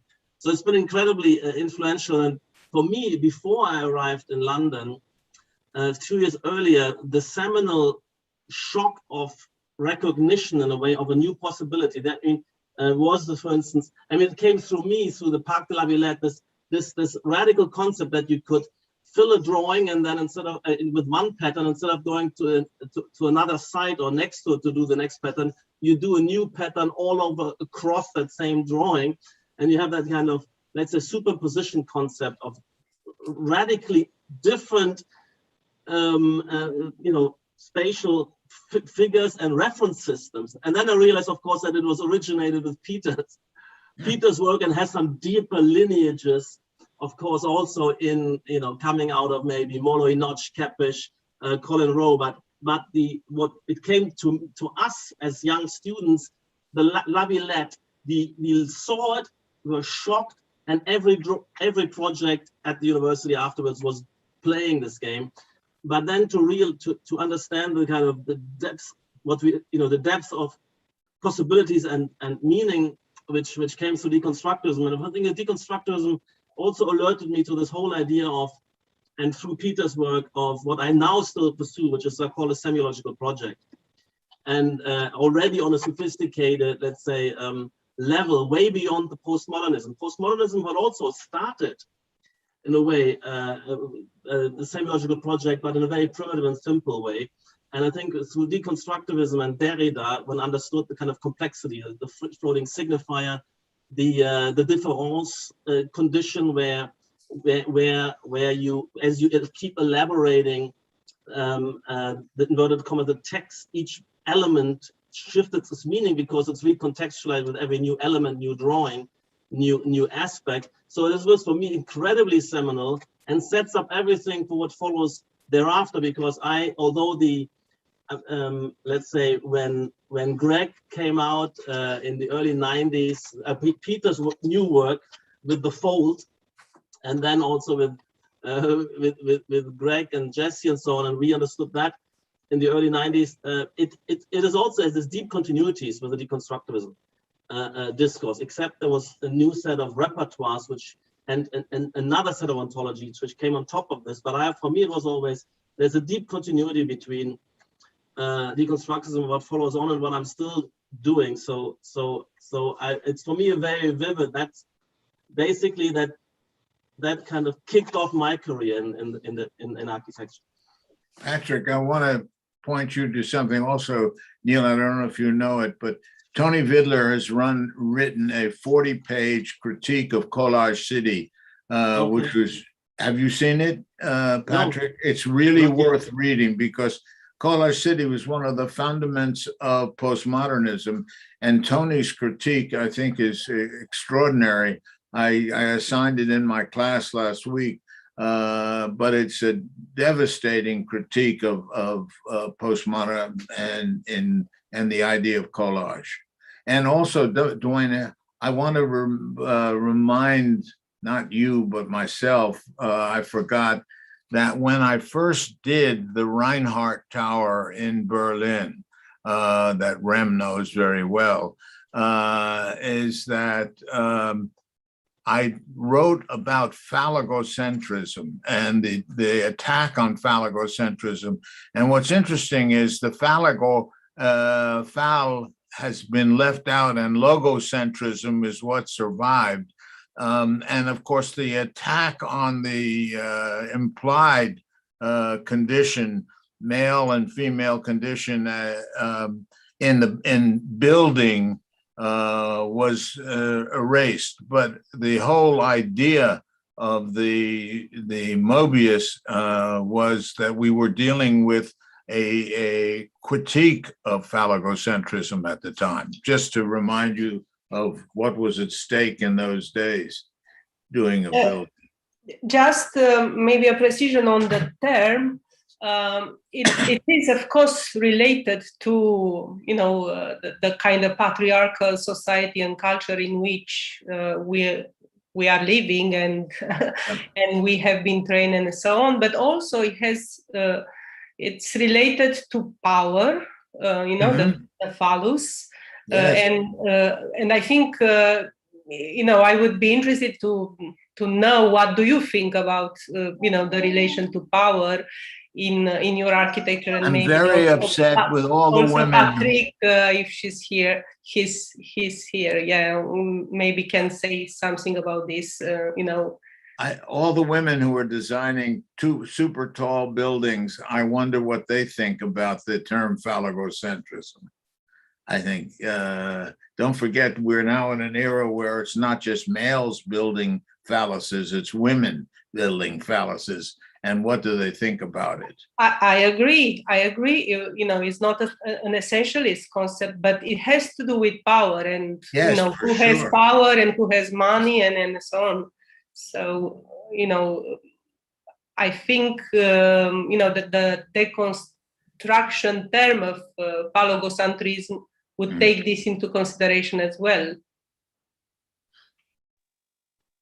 I want to talk very briefly about the concept of autonomy Peter mentioned, and I think it was very liberating to understand, the discipline is an internal discourse developing the resources, the spaces, the forms, the concepts, and that's been very important. And in particular, also when we were within Zaha's team, Zaha was brought up through REM, of course, and Ilya, and they didn't recognize that to the same extent, but it was viscerally there, that autonomy. And so to get that theoretical overlay was very liberating and empowering that we had that. I mean, and I believe that, although in the final analysis, I do believe that these resources need to be employed and to address societal dynamics, problems, issues, functions, but that they cannot be derived from these functions. They have to be independently elaborated through formal research and build up the repertoire, and then confront them with task domains. And this is a separate subdomain which needs its own time, its own energy, its own concepts, and that's been very liberating to learn. Yep. Neil. Yes, no, I just wanted to, Patrick, do you want to carry on? Or I was just wanting to throw out that I mean, there is also a concept or a way of understanding postmodernism. I think it comes out of Peter Berger's book on the avant-garde, where he looks at two types of postmodernism. One he calls a postmodernism of resistance, which effectively is taking the discourse of modernism and pushing it further and reinvigorating it. And one is the postmodernism of reaction, which certainly I understand Charles Jenks or Prince Charles as being part of that. And to my mind, I could see something certainly in the work of Zaha that's really part of pushing even further the work of modernism. I mean, Peter, you did as I understand, your PhD was on modernism. Do you see yourself as still part of that project, or how do you see it? I used to think I was a late modernist. I don't think it's possible to sustain that. I'm a second generation, as I was saying to you earlier, of postmodernism. I think Venturi, Rossi, Jim, and he hated the term, but it was never used with these guys. But Rossi, Ungers, Sterling, and Venturi are the first generation of postmodern thinkers, let's say. And I think that Rem and Moneo and Portuguese, what's his name? Sorry, I'm having Alvaro Siza? Alvaro Siza. Siza and I would say Frank and Rem, myself, Moneo, constitute a second generation. And then I think that there's a third generation of coming up, which is something like what Olgiati is doing. I think Olgiati is really interesting. I think Pier Vittorio Aureli is interesting. I think there are people in the third generation who are just surfacing now, let's say, into being. And then there are a whole group of younger architects under 30 who are in schools and doing various things now, which are not quite formed into a Gen Z architectural being. And what that will be, I think, is up for grabs. I think that we are in a period of flux and a period of fantastic undecidability.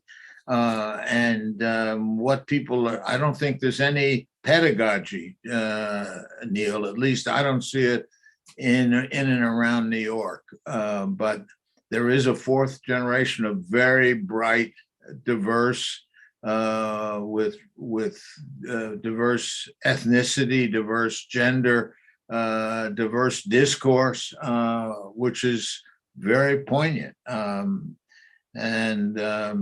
I think that what you're doing, the fact that this is all going all over the world, is very different than me sitting in a room with 12 students of privilege in a university setting. I think that these are going to be the teaching tools of the future.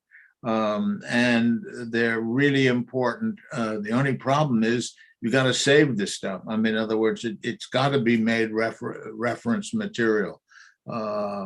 But anyway, I've written notes just from this morning, so it certainly stimulates me. Peter, is absolutely, that is the project, to record this, to post this, and to have it transcribed into different languages. Absolutely. And this is such a beautiful moment. You know, in the years gone by, I remember I went to 2 lectures by Derrida. I just want to say one thing about Derrida. The first time I heard Derrida, somebody called me. I was at the University of Nottingham in those days, and he was giving a lecture in Cambridge because the philosophy department had denied the proposal to give him a special degree, right? And they said he's not a philosopher. So they mounted these lectures, and the final lecture was by Derrida himself. And I got this call, and I was in Nottingham, and a friend of mine said that Derrida is giving a lecture in 1 hour's time, and anyone can get into it. It's free to get in. I was about an hour and a half away in Nottingham. It's 90 miles away. And I thought to myself, if I don't go and hear Derrida now, tomorrow I might die tomorrow. I will die without having heard Derrida. He was so important in those days. So I jumped in my car and I went out there, and I arrived there, and I was late, but it was packed out. It was absolutely packed out. He was a rock star in those days, and they'd opened the fire exit to get some fresh air. I crept into there and got in the front, and I heard him. And it was amazing. But you know what was interesting, Peter, and this happened twice. I went to 2 lectures, and in both lectures, the same question came up from the audience, and it would have been great if you had been there. And the question they asked Derrida was, how do you see the work of Bernard Tschumi and Peter Eisenman, their architectural work, relating to your philosophy? Well, I'll tell you one thing that I should have brought it up. I didn't mention it. The final critique of Derrida on Peter Eisenman, right, was the text he wrote, "Why Peter Eisenman writes such good books." Because if you know Jacques, he was against books, he was for texts, and to write "Why Peter Eisenman" is absolutely finish Peter Eisenman. And I thought it was really great. So everybody who misinterprets thinks, wow, I wrote good books, but that's not what Derrida had in mind. So that's my relation to Jacques. That is, I use that text a lot in my teaching, and my students think the same. They thought it was a radical critique, and maybe also that letter in Assemblage 12. Yes. But let me just say, can I just add? I think he has the same kind of self-derision with himself. It was, and a sort of cynicism also with himself. He was not the kind, and of course, the kind of person that would see himself as a star or whatever. And, he would, for sure kind of be able also to publish the book about why Jacques Derrida writes such a good book. Yeah, he wasn't. And He wasn't such a good boy. No. By the way. Yeah, but just because you mentioned the kind of lecture setting, because I went to his lectures, of course, for many years. And what was quite interesting, I mean, it was the same with Hélène Cixous, is that they would attract all the fools in Paris and also probably from other parts of the world. And they would have always these very, strange questions, difficult questions. And I think Hélène was a little bit more sensitive and perhaps also more fragile, but Derrida would always have the right answer and the right way of handling this, which I was always impressed, because this is a skill. And let me just, Peter, maybe I just wanted to share with you Derrida's response to that question about what the relationship between your architecture and Bernard's architecture was, his thinking. And he had both times he was asked this question, he replied the same way, which gave me the impression it was a stock answer, it was a standard answer. And what would happen is there'd be a pause for about 30 seconds, and then he would say, perhaps a typical kind of word game, perhaps I shouldn't respond at all rather than respond irresponsibly. But then he would say there have been a series of events, there's been a series of lectures, exhibitions, and so on and so on. But quite what the relationship is between my philosophy and Peter and Bernard's architecture, I don't quite know. I don't quite know either. No, but I think to my mind, I just want to say something. I think that Bernard's contribution today has been really beautiful as well. I mean, it was fantastic, short but absolutely to the point. And I think what he does is he reconfigures this whole thing. So I don't think we literally have to kind of like find the philosophy in the work. It's more the kind of the way of overturning and challenging all these institutional structures and things, and rethinking the whole notion of what architecture is. So I actually see more connection now than I used to, because I think there is a kind of iconoclastic moment that really challenged things, and it was born of the same impulse that I've seen from Foucault through to Derrida and beyond, and actually continuing with Doiner's work now, which is, I think, is the need to challenge and question to keep architecture alive. That, to my mind, is the important contribution. So, esaurito, stanco di gloria.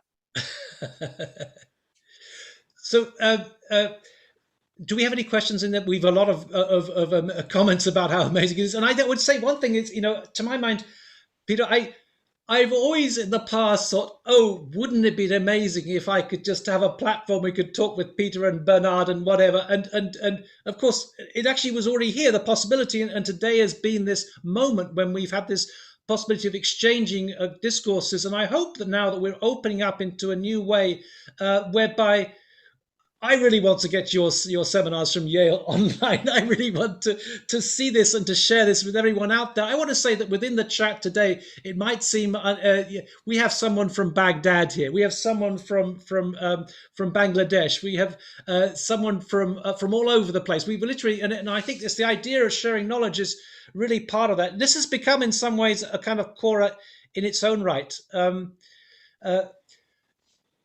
I just wanted to maybe we do we have any final comments from Doiner and from Peter and from Patrick, or because it's been a fascinating session today.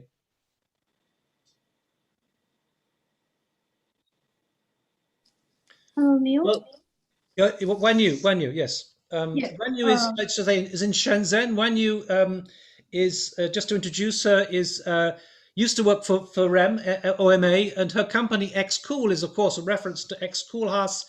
She now has a startup looking at AI for architecture. Wanyu, welcome. Yeah, thank you, Neil. Thank you, Peter, and everyone here. Sorry, it's too late in Shenzhen right now, so I cannot turn on my camera. Yeah, I apologize.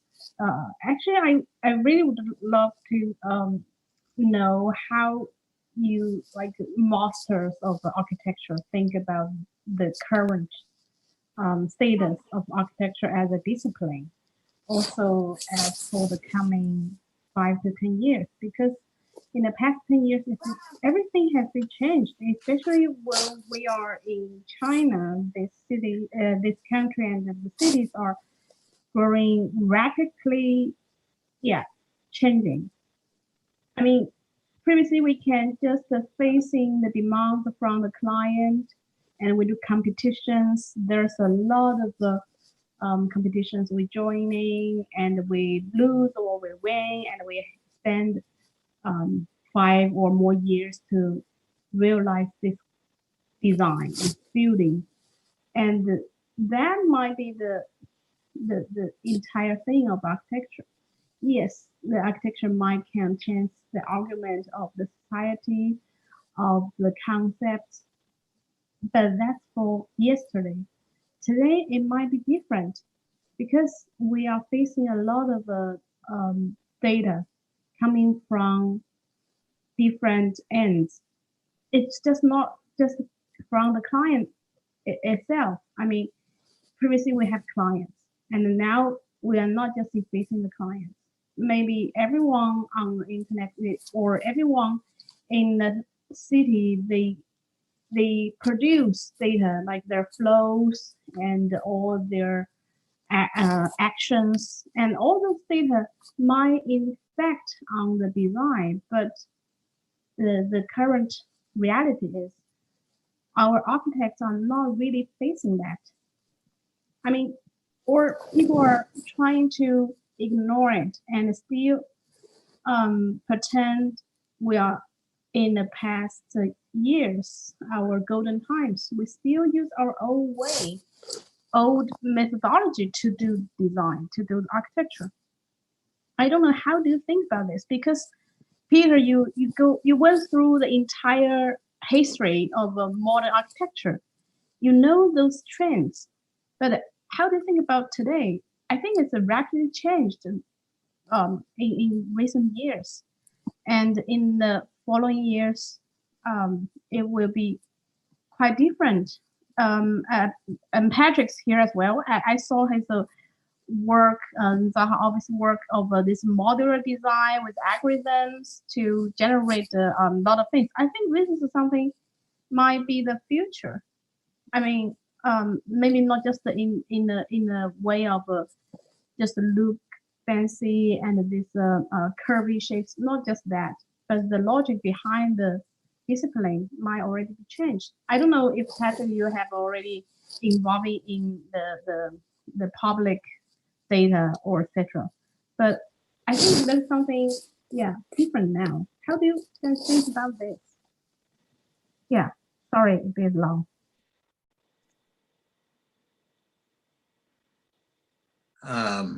To be honest, I only think about today, not the future. And I think about a lot about today, and I am part of today. And unfortunately for me, I won't be part of the future. So I don't worry about the future. I worry a lot about today. My teaching colleagues, my architect colleagues, my students, my family.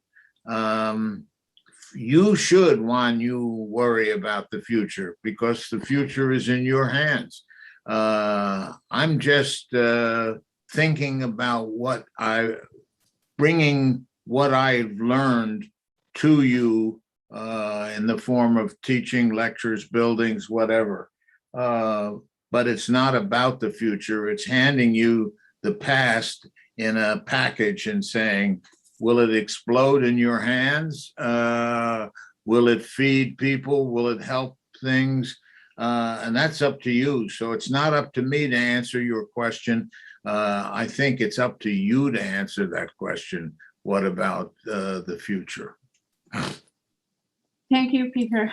Well, yes, I think it is our generation's duty to do that. Actually, I have went to your lecture like 10 years ago in Berlin. Yeah, I was studying there, and you went there.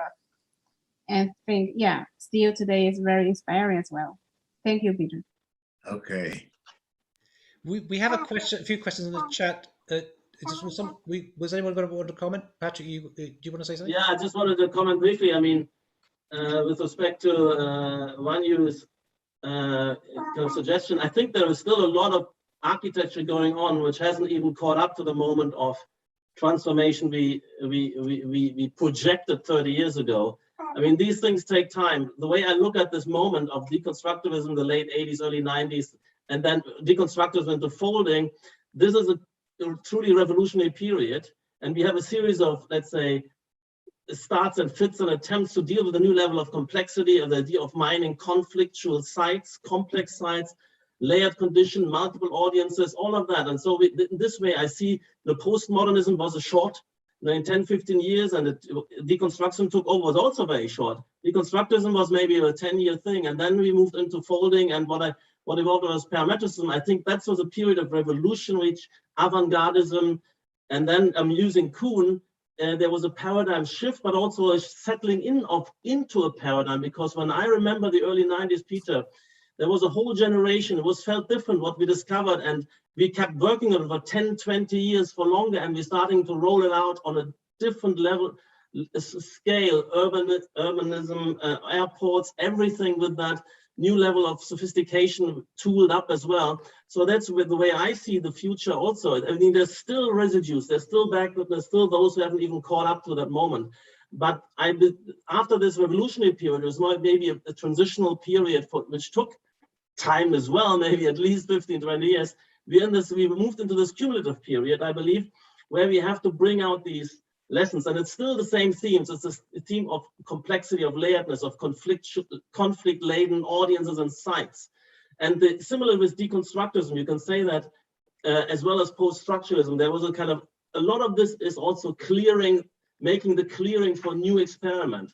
Very artistic projects in a way, the moment of art, the moment of explorative philosophy. And there was also afterwards a cumulative period where some of these lessons had to lead to a new kind of system building on these more ambiguous and maybe more contingent foundations, but we still have to do it. That's why I went to Luhmann, for instance, who has had a strong dialogue with the post-structuralists and Derrida, more productive and constructive maybe than somebody like Habermas. But he was willing to try to build a new system, fully aware of the contingency, fully aware of that these are designed, constructed systems, but nevertheless, something which starts to look like a grand narrative, but it is not taken to be rock solid. It's a projective narrative, because we have to construct, we have to be out there on a limb and build the future. That's the way I see it. And I think what Turangi, yes, you find a lot of confusion in the discipline, not trying to redo experiment, which I think have already been succeeded and moved into a cumulative maturing process. Thanks, Patrick. In 2 weeks' time, remember, Patrick will be talking about Nicholas Lohmann, which I think is going to be a very special session. We've got 2 questions. I would like with 3 questions. I'd like to ask Marina Rodriguez das Neves if she'd like to ask her question. And we have also one from Imam, and I'm thinking that's from Iran, I'm not quite sure. And also a question from Matt from Canada. Marina, would you like to ask a question? Yes, thank you, Neil, and thank you everybody for this incredible conversation. I have, my question is not about the future; it's more about the past. And I want to mention it's for future. And I wanted to ask you about, there was one project. I mean, today we were taking a look of the project of Bernard Schumi for the Deconstruction, but I was thinking about the project that really blew my mind when I was studying in the university, and was the Canadesio Town Square, your proposal for Canadesio Town Square. And I wanted to ask you, that project, that competition was 1978, and I wanted to ask you, why you decided to participate in that competition, and how was your decision, or how was connecting in certain way with the other competition, which was Roma Interrota? I mean, why you decided to participate in Canadesio, not in Roma Interrota, and what was like the role of Tafuri in that decision, if it was connected. I know you made some comments about it, but I can't find exactly why you participate and what is the relevance of this project for you in your career. Is that to me, Nia? Yeah. Yeah. Well, first of all, it's a very appropriate question. The real fight was over the Strada Novissima, where Portuguese was in charge of that exhibition. And Bob Stern was his agent in the United States. And they asked me to participate in Strada Novissima. And I got a call from Manfredo Tafuri, personal phone call, saying you may not participate in that exhibition. And in fact, he stopped talking with Scolari and Rossi because they did participate. That was a real point of conflagration, let's say, the Strada Novissima. And there's no question that the Contradictory project was a response to Roma Inter Rota. It was the same year Roma Inter Rota came out. And of course, this was the difference between, I myself still teach the difference between the Noli map and the Piranesi Campo Marzio. And so for people, just in terms of the history of things, there was a real struggle going on at the time between what you would say, I would call it Aldo Rossi's rats, the rationalists, and the what if you want to call the postmodernist phenomenologists, whatever. And that was a big deal. And of course, the major exhibition to me, there were two. One was the Triennale of Milan of '73, which was called Architettura Razionale. And it was preceded by the Bonfanti and Scolari issue of their magazine on the tendenza. And La Tendenza was the tendency toward rationalism, which was fighting against postmodernism and kitsch and representations and things like that. So I think that La Tendenza, Architettura Razionale were two aspects of a front that Rossi was really and Tafuri were leading against the sort of commercial postmodernism. And I think that comes to a head in the Strada, in first of all, the Contradictory and the Roma Inter Rota, but the Strada Novissima was the high point. From that point on, and Michael Graves losing the Whitney competition, which was very important. Michael was the leading edge of that kind of visual postmodernism, losing the Whitney project. And from that point on, from say 78, 80, starting from 73 with the escalation of La Tendenza and rationalism, to 80, which was the high point of Strada Novissima, and it falls at 88 with the MoMA show. So postmodernism starts with Venturi in 66, goes through Rossi, goes through Graves, goes through Tafuri, and ends in 88 at MoMA. And wasn't designed to do that, but that's actually what happened. So I don't know if that answers your question. I couldn't go into, I wouldn't be asked to be in the Roma Inter Rota. I was very much a part of the Architettura Razionale, and Bonfanti and Scolari were friends. Bonfanti dies very early, but Massimo and I are still friends. And Massimo tips between postmodernism, that's neoclassicism, which is the Creer influence, and the sort of neo-rationalism of Rossi and Tafuri. It's still a live concern in a sense that Leon is still around, Massimo is still around, I'm more or less around. So anyway, I hope that answers it. We have just two more Thank questions. you very much. I don't want to keep Peter too long because like it's an exhausting session for him. But we have one from Imam from Iran.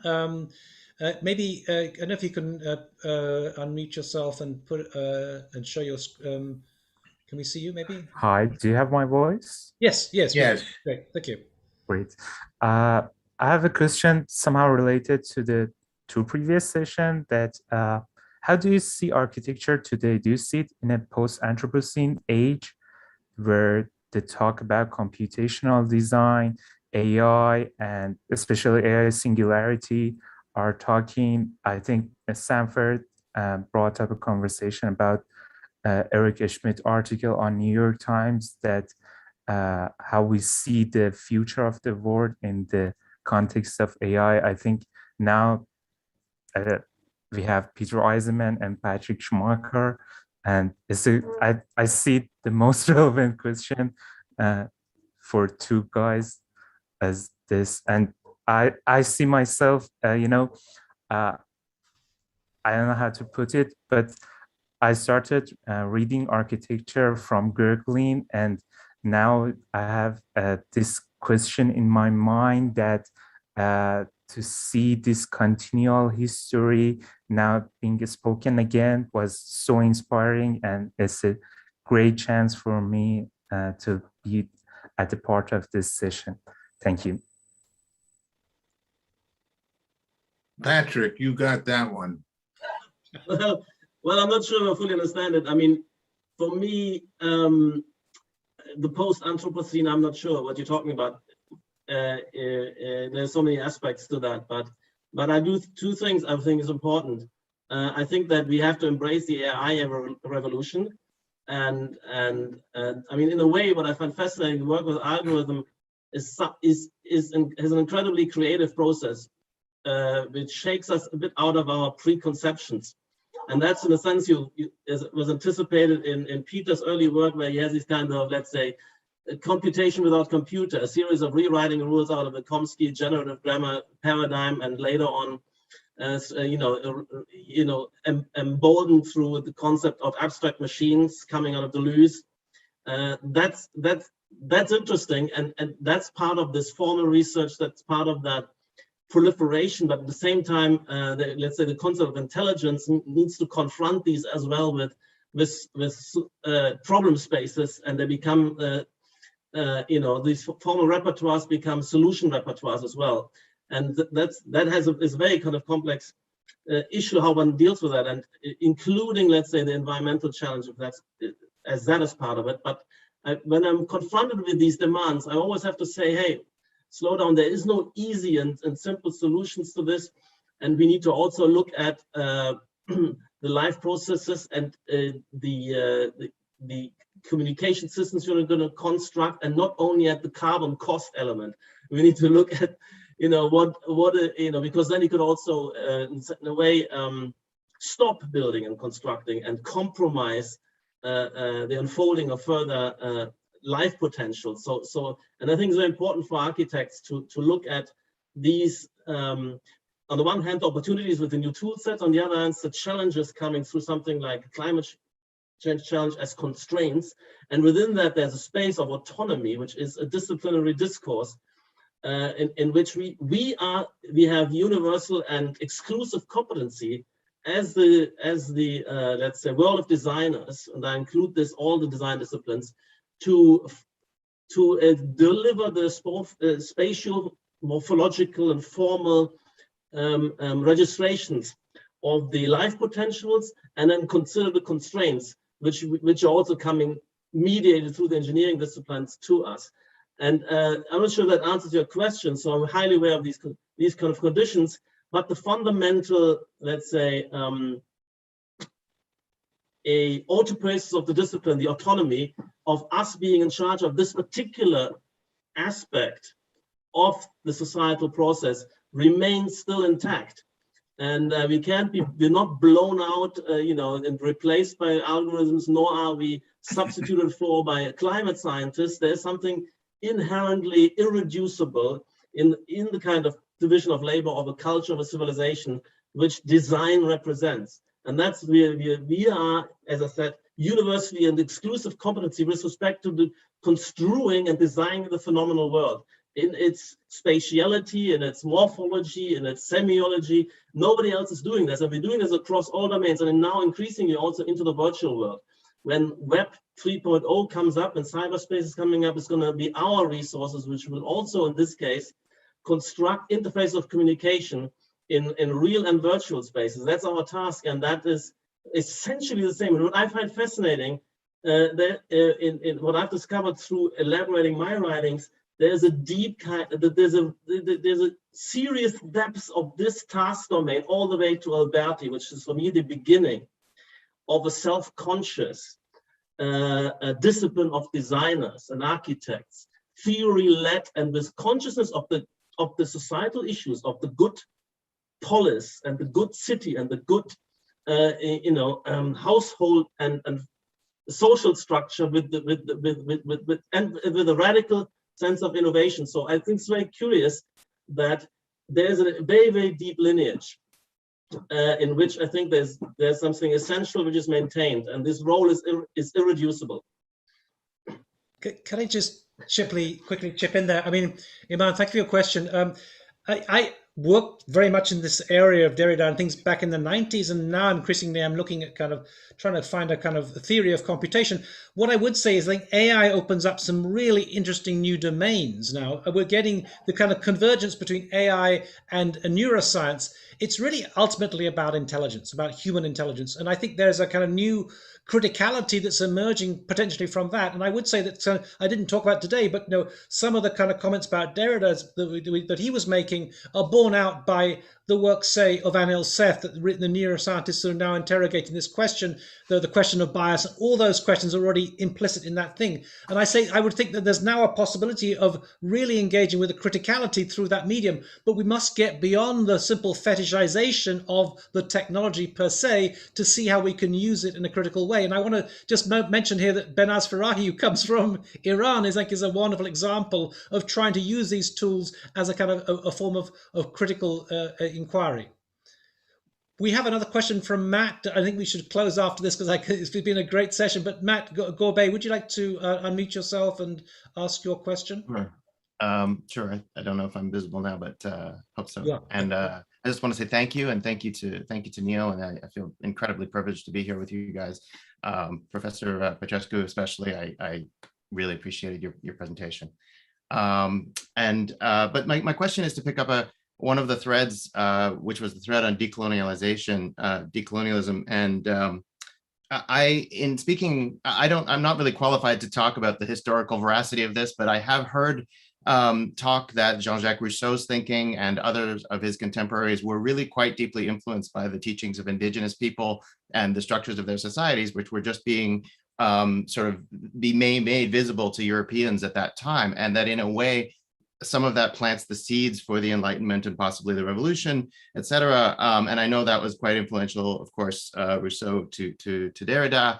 And so when you were talking, Professor Eisman, about the decon to decol, the deconstructionism to decolonialism, it feels very linear, but I wonder if there's a circularity in there. And then also, that really made me think about some of the thoughts that Aaron Manning had presented at an earlier session, and possibly kind of bringing all of that back in terms of that philosophy. And I would also, I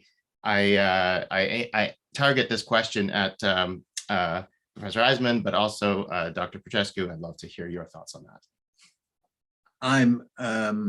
If I were to tell you that I could answer, then I would be misrepresenting where I am.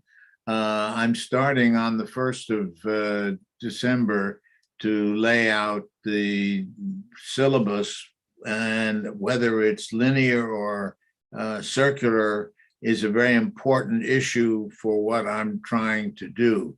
and I'm trying to separate the aspects of decolonial thinking, because it ran to indigenous people and all kinds of things that deal specifically with forming spatial organizations, forming organization, etc., that decon talks about. And so I'm picking a specific area of the decolonial condition and elaborating. I'm sort of fabricating, if you will, a connection that I see or I want to see. So I'm not there yet, and I really can't answer the question. I'm sorry, but give me another month or two and send me an email and I'll answer your question.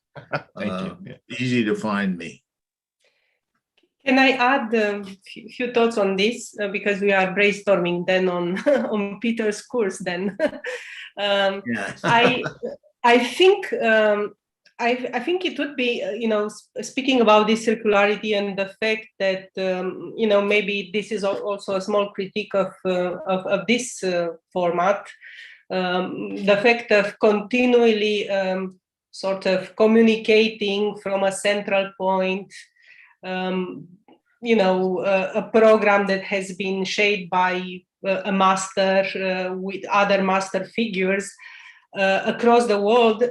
It's a first step, but maybe my understanding of the circularity that Matt is kind of suggesting is that formats that are including also other poles and other points of knowledge production, in a platform which includes also, other type of knowledge, might be something, that would fit very well under the agenda of decolonizing, education. And I also thought that the format that Columbia adopted with the graduate school at a certain moment in Mark Wigley's time, with these chapters in different parts of the world, that the sort of, I don't know how they were called. I do not remember anymore, but there were, can you help me, Neil? Do you know what I mean? Yeah.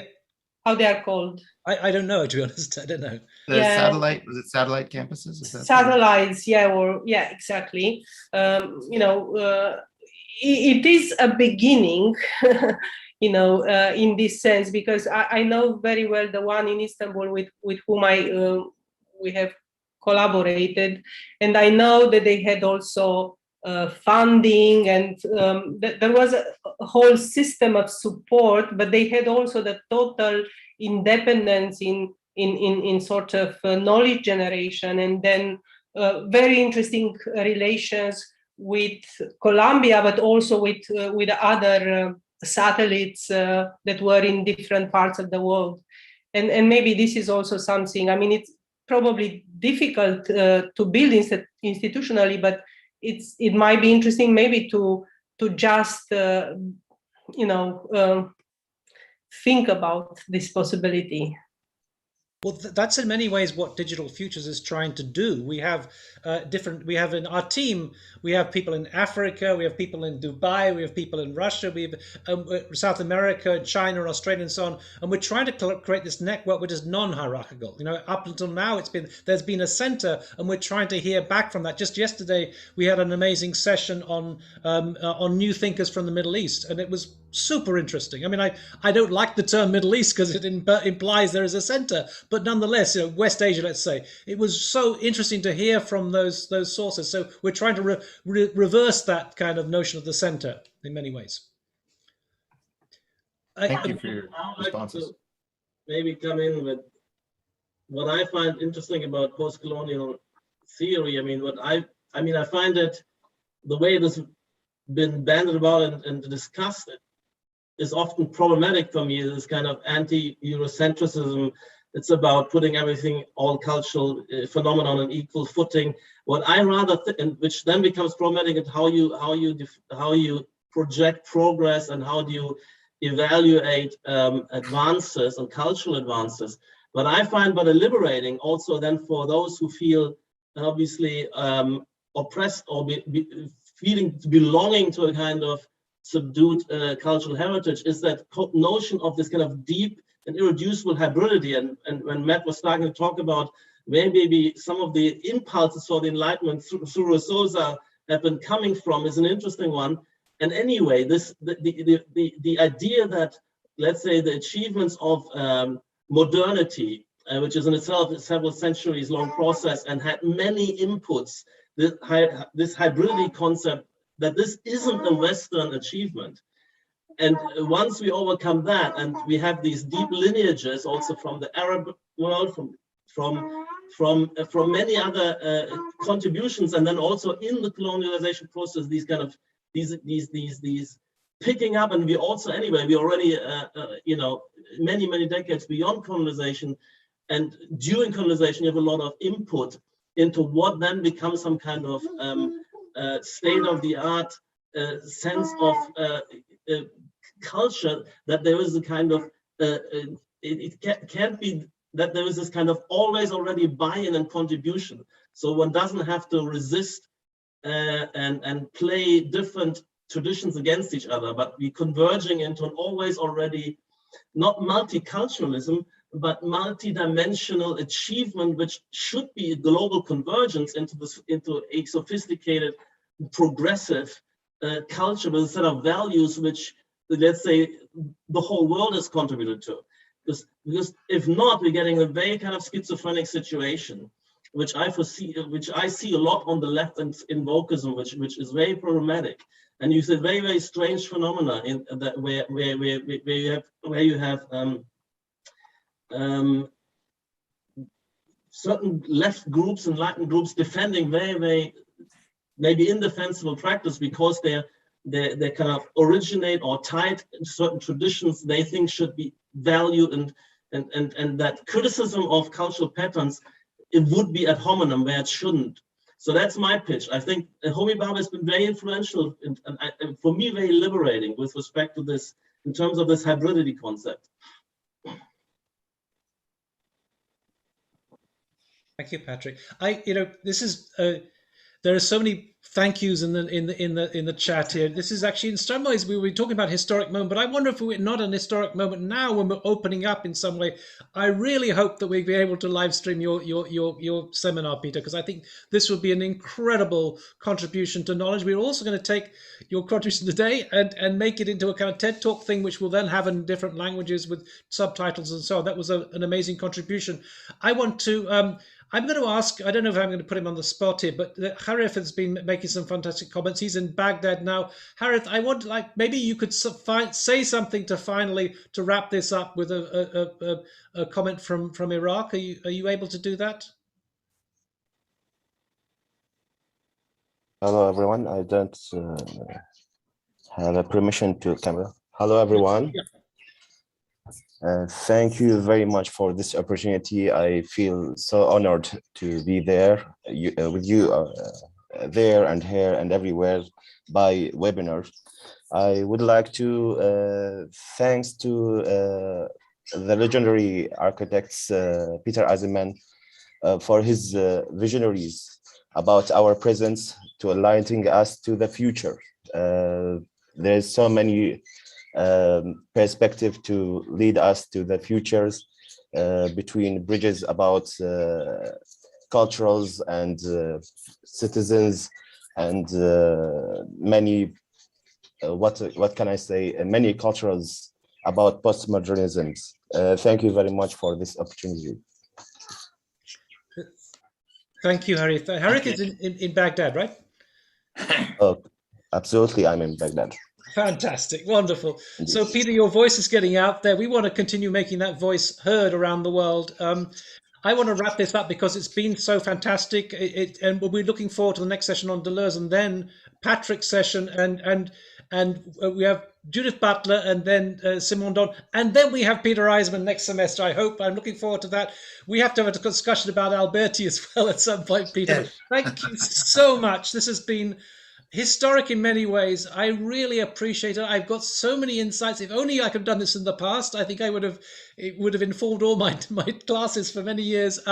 Thank you also, Doina, as well. That was beautiful. Your comments were absolutely very precise and very beautifully made. And thank you also to the contributions from Patrick and Iman and Harith and so on in the discussion, Marina and Matt and so on. This has been a great discussion. It is the end of this particular session, but it is only the beginning of other sessions. Thank you, Peter, so much. Thank you again, and thank you, everyone, and hope to see you again soon. Merci, Afadine. Yeah, thank you. Thank you. Bye-bye. Thank you for doing it. Bye-bye. Thank you. Thank you. See you, all. Patrick. It was great to see you, man. Yeah. Right. Nice to see you. Thank